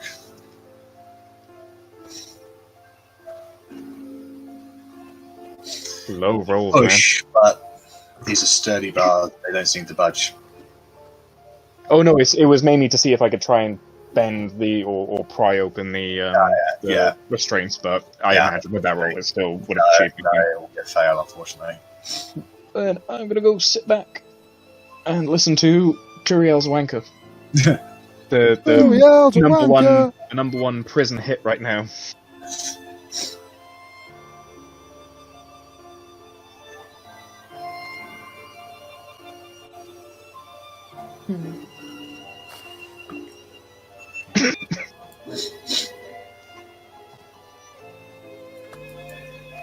Bellatrix, Otti, how are you reacting to the situation? I'm just watching Arri. I'm gonna take a look around just to see if I could see the planks of wood. There are a few planks of wood that are used as beds here. Are they bound together? Do they have nails? They are bound by chains, yes. I don't think I'll be able to break them. These stones on the floor, do they look like there are any chips? It could be... No, they look pretty solidified on the floor. I'm You'd have just to gonna have sit some. on the floor. You wouldn't be able to rip them out with your bare feet or teeth. You'd have to have some form of tool. Yeah, no, I'm just gonna sit on the floor. I'll try and pull my arms apart and see if I can Make a strength check, do please. anything to them. Be angry, I'm gonna fucking rage. This is annoying. So... advantage. They don't seem to budge. Yeah, I'm just gonna sit down. Otti? She's wrestling with a cat. Ah, okay. He was literally lying across my keyboard. I'm gonna sit here in my own self-pity and just be angry that we trusted someone and he betrayed us again, and just sit here and not say anything. Alright. Bella and Otti, just so you know, I've lost you on roll 20. Go ahead and make a strength check, please, Arri. Arri does not like being caged. I'm not sure if you can guess. And I've lost Verity on... Oh, there she is. There we go. Rennas doesn't like being caged, but being hogtied, there's not a great deal I can fucking do about it. Yeah, That's Italian okay, was we've had taking no chances. You got... Oh, sorry. But disadvantage. Not going to make a difference. They don't budge. You hear the creak of a metal door open somewhere beyond your beyond your sight. Followed by the sound of it closing. You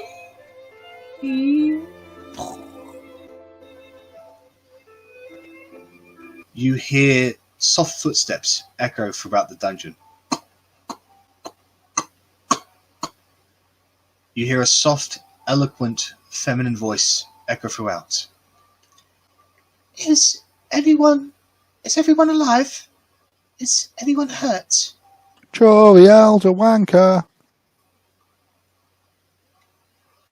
I'll just scream. I'm not saying anything until I see someone. More footsteps. And Arri, you see her first. Followed by Bella. And soon Korgrin. I see no one. Oh, there we go. Princess Ariel Windward. I know you have no reason to trust me. I know you look at me and see another enemy. But I am not. If my brother knew I was talking to you now, my head would be on a spike.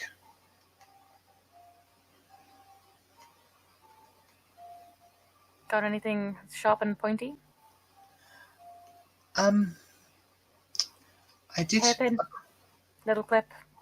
Little dagger? I might have something that you can use. But please, hear my words. My brother is changed. Deranged? Crazy? Mental? He was always dangerous. Off his rocker? A wanker. He was always power hungry. But he was able to rule. That's what happens when you give power to children and then give them a pretty rock. Well, he was able to rule, if somewhat ruthlessly. But in recent years, his eyes have grown towards the ways of Arganeth. That shard he carries around on his neck. He talks to it sometimes, even when others are around. The country is in the grips of a civil war with itself. Enemies are all around us, but he doesn't care. He would burn this world to the ground, so long as he felt Arganeth would make him the king of the ashes. He has betrayed everyone. And now, finally, this country. I think you'll find, Princess, the country was first, everyone else followed. It was the idea that he betrayed. It was only in recent times that he started to sell out his own kind. And now others do. Maybe you speak truth. I don't know. He may have been good, but he's been poisoned, and he's been poisoned by those around him, and by poisoned by what he wears. We've heard of shards like the one he wears, and Yes. they have a pull, by all accounts. Sharp Listen, and pointy. there is only so much I am permitted to know. And I wish to be honest with you, because I need your help. I admit I helped my brother secure the throne when I was younger. As the only sister, I had close relations to all of my brothers. He used that to turn them against each other. I thought we were going to rule together, make things right, fix the winter. But I've increasingly been kept out of They court. were incestuous then. I knew it. I called it. They were incestuous. Boom. I was never intimate with him. I was just close. Yeah. Okay. I have never been with a man. Well, if you've only ever been with your brothers, that doesn't surprise me. Well, increasingly I've been kept out of court, confined to my floor. I realized long ago that he lied to me too. He has a way with words. He can inspire and destroy a soul with but a sentence. But I am no longer the 10-year-old girl I once was. He can't trick me anymore. Turiel is unfit to be king, as you say. He needs to be removed before we are all killed in his mad ambitions. So I present you all with this. I will free you. I will spy for you. And I will back you publicly when the time comes. In return, you will use your powers, raise and gather your allies, and depose Turiel. Break his demonic armies in the east and destroy his ambitions. And when Turiel falls, you will back me to become Queen of Windward. Sorry, did you say east or west? Because we know Vorod's to the west and east is Nel Tokyo. Just so we know what we're walking into going forward. My apologies, I might have gone that wrong way around. Yeah, to the west, my apologies. His demonic armies to the west. Can I insight check her? Of course, yeah. I mean, I would doubt like- she's going to betray us, but, like, you know. Attempt the same. You got a bag of stuff? I And am would you rolling be shit. open to having a democratic republic of Windward as opposed to royalty? I think the last couple of kings have kind of proven that monarchy does not work. I would say that the last couple of kings have proved that maybe we need a queen in charge.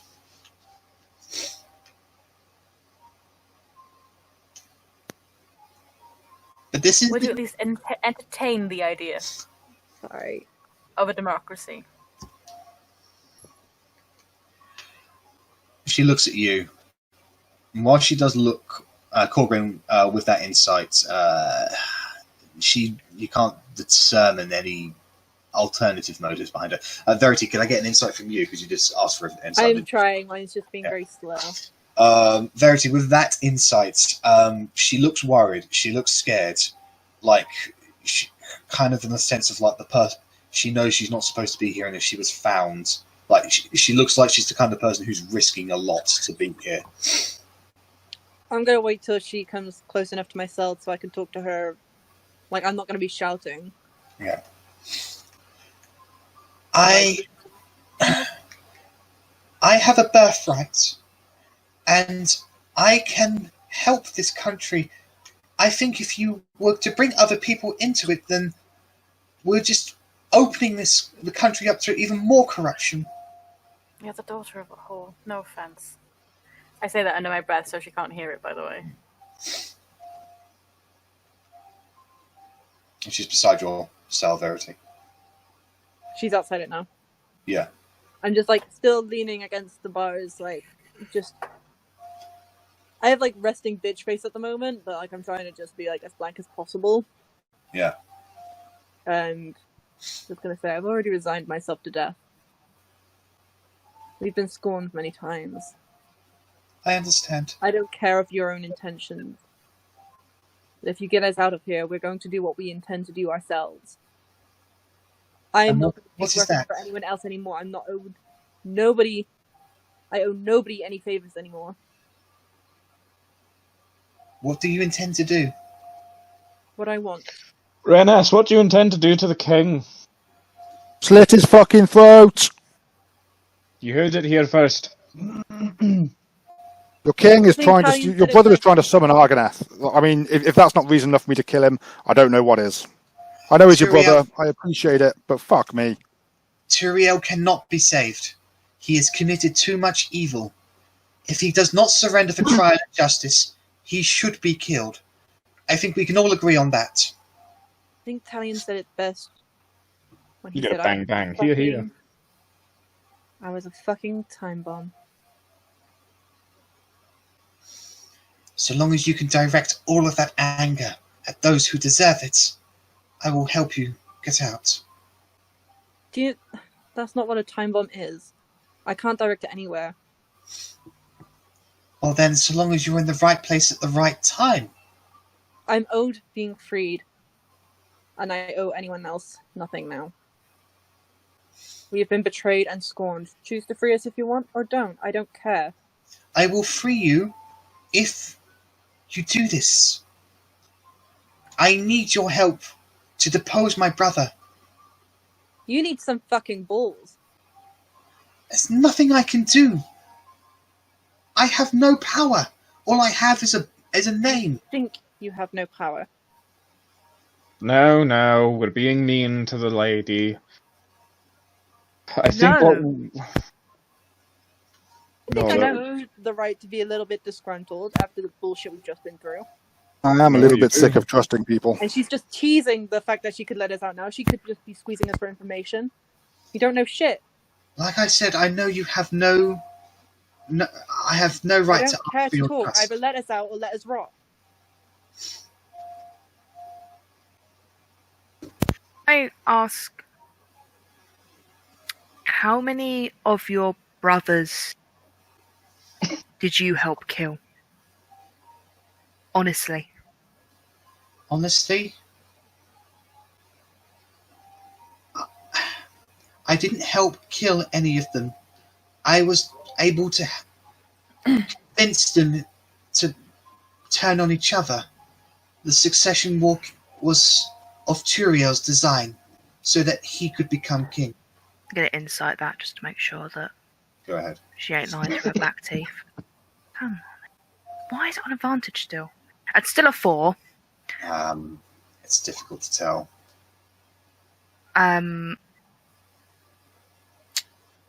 You are currently in the presence, as you well know, you're in the presence of people who have got very strong female ancestors who have done amazing things.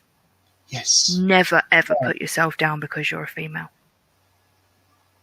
That's why I believe I could do a good job if I was king.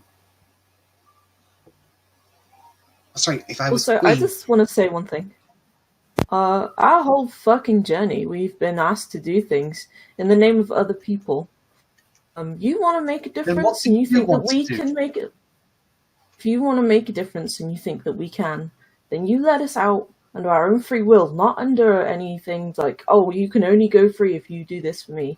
If we get out, we want to take the king down. That is something we want to do. But you have to try and make yourself the queen. We are going to do this for us, not for you. Make a persuasion roll with advantage. Those are the right words to say. Ugh, not good. Not all those nat 20s and high rolls you're doing with those strength checks with the unwinnable situation. I'm so glad they're all used up there.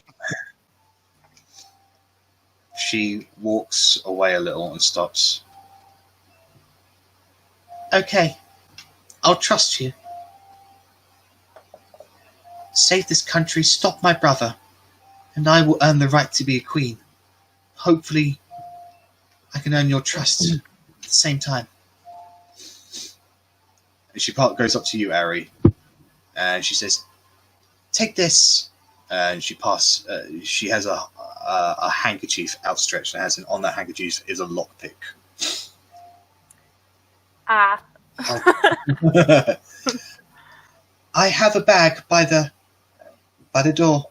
I'm sorry, all I could retrieve was your clothes. Your items, weapons, armors, even your personal belongings have all been taken to the vault. I have no idea how you'll be able to retrieve them. But there was a couple of items I was able to trade with the jailer here to allow me entrance. A silver dagger and a small figurine of a horse. If you would like to get those back, the jailer would have those. But anyway, I have to return now. The main way out is past a lot of guards, unfortunately. But I have heard rumour of catacombs beneath the palace. You might find them further within, where the guard presence is lesser. You'll need this key to unlock the door. And she holds up a key and shows it towards you, Arrabella. I can't give it to you. I have to return it to the jailer, else he'll know I've helped you. Take a good look at it, memorize its shape, and retrieve it from his office. You can also find the keys to your collars there. The jailer is a disgusting beast who worships an even more disgusting beast, though he's loyal to my brother through and through. Do with him as you will, as well as the guards down here. Show the key to me, damn it. She will come up to you as well and show the key to you. I can recreate that with prestidigitation in my hand. We won't need to get it.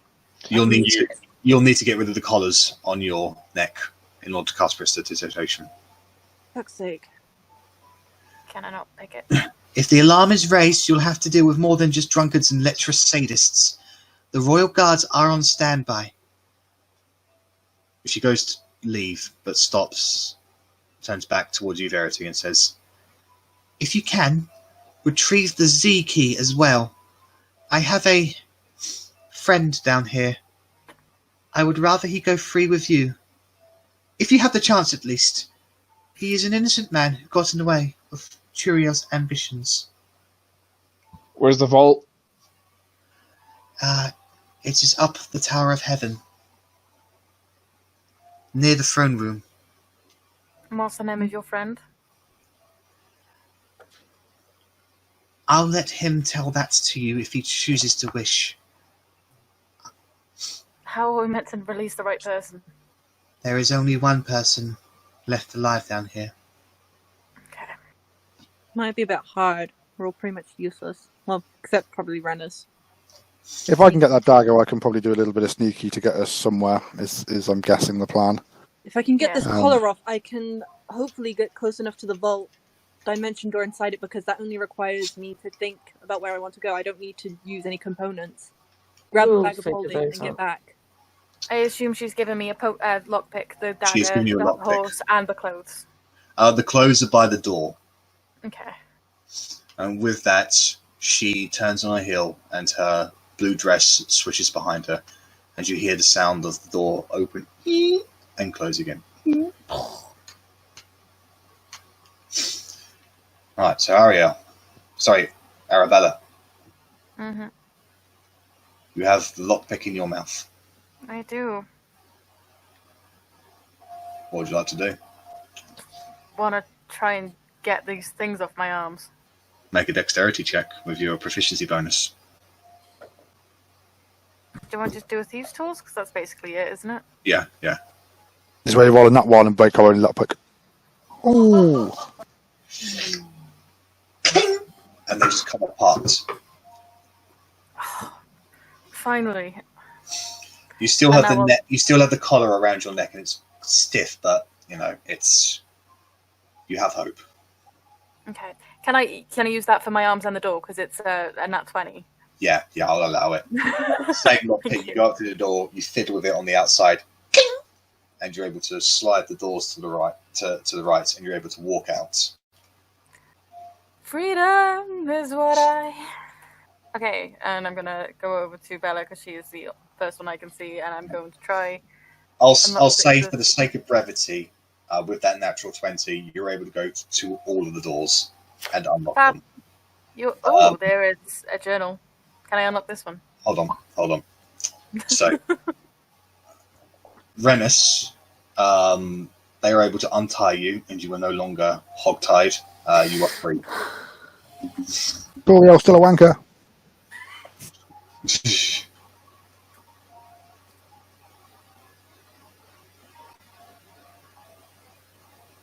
I'm just going to bring you guys together for a second.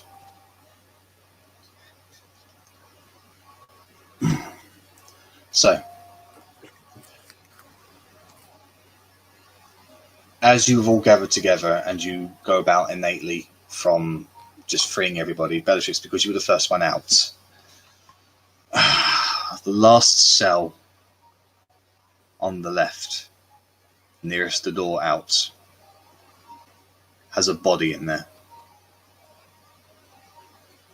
It is sunken and greyed and looks a little deformed, kind of like a little mutated. It's hard to describe, really, but it looks like it's been broken and put back together again so many times.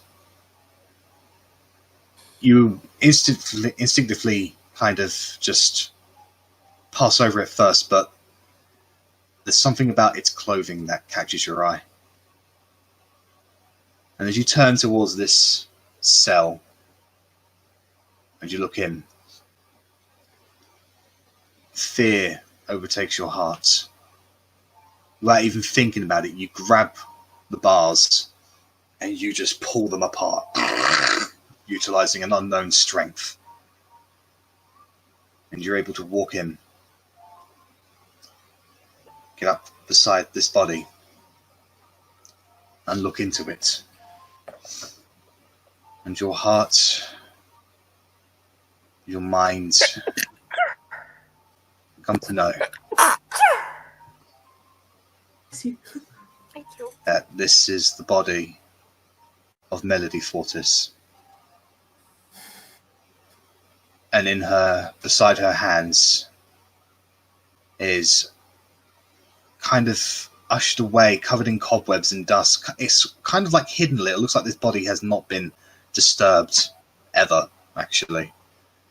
And in her hands is a piece of coil that looks old.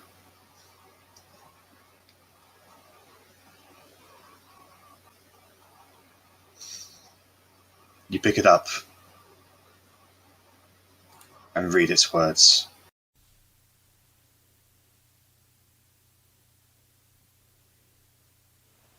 I snuck this book away from one of the guards. Took a quill a while ago. I have to hide this or else they'll take it, but I must make an account. When we got to the throne room, it was a trap. Turiel was insidious, responsible for assassinating his brothers, one by one, to claim the throne. He did this through a fucking traitor. Talion. It was all Talion's doing. He's been helping Turiel gain standing since we arrived. I made my case, presented my evidence, and he called me a traitor, trying to subvert history. He said one of my party fortunately was loyal. Talion stepped forward and showed his face. His smug fucking face.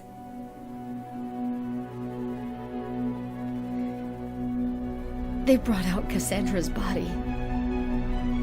Dangled it like a trophy in front of me and Nathan. Talion said she was too powerful, so she had to die. He admitted that he killed her himself. He told us that he stole the shard back in Meltokyo. That Hud found him using it, so Talion pushed Hud into the reach of that monster. George found out Hud was betrayed during his communion. He and Miriam went to Talion for the truth, and he attacked, beat, and imprisoned them in one of Turiel's dungeons for it. He gave them the shard, which drove them so mad with visions of slaughter and evil. To the point that he convinced them the only way out was to slay the other. He got us right as they finished that fight and lied to our faces about George owning the shard.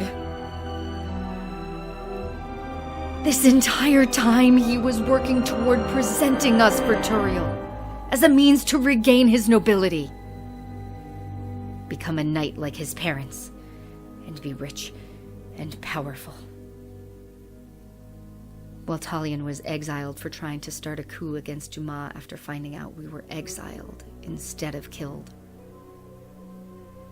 He went on this tirade about how our parents, my mother, murdered his parents simply for protecting their king. He would not stop until all under our bloodline was punished for this. Then he presented George, or Oathsworn George now, his body stolen from his grave and raised as undead.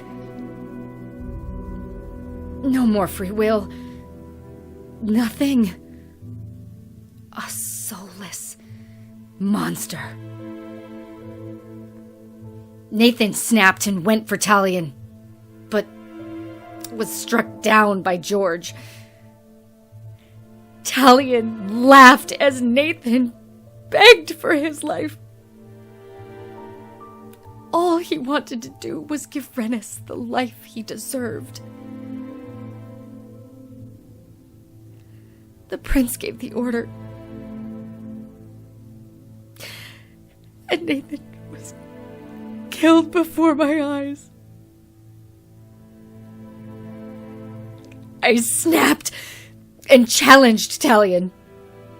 He accepted, and we fought.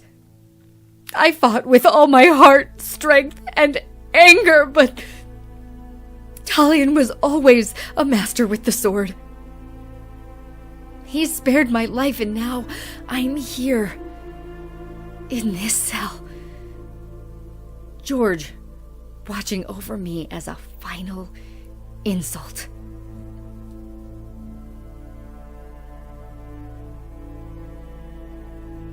My foolishness for never seeing this coming will haunt me forever. But I will not give up. I will see Trixie again. I swear it.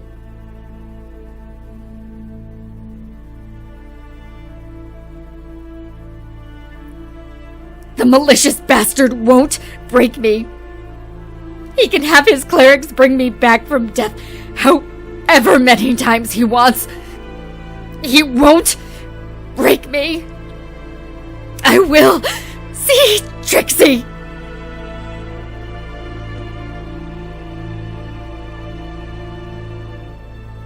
Not yet. Don't give up yet. Trixie needs you.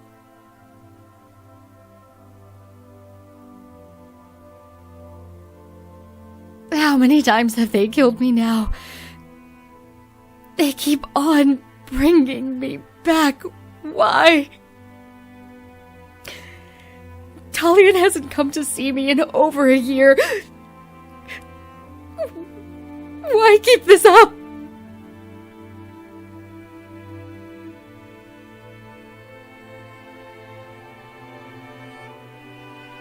This will be my final entry. I can't do it. Years. They have killed me and brought me back for years. Trixie was always in my thoughts. Always the reason for me to come back. But I just can't do it again. Their spells can only work if my soul is willing to return. I will deny them as my final act in life.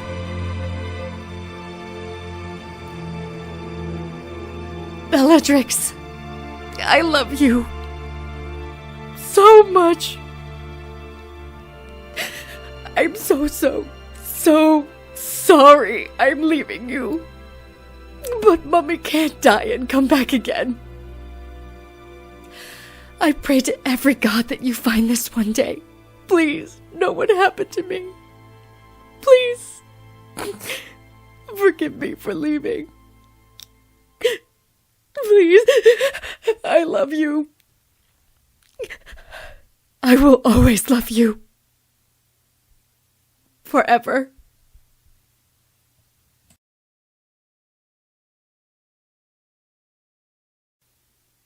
Know this, and burn it into your soul. Don't trust Edgar Talion. And that's where we're going to end it tonight, guys.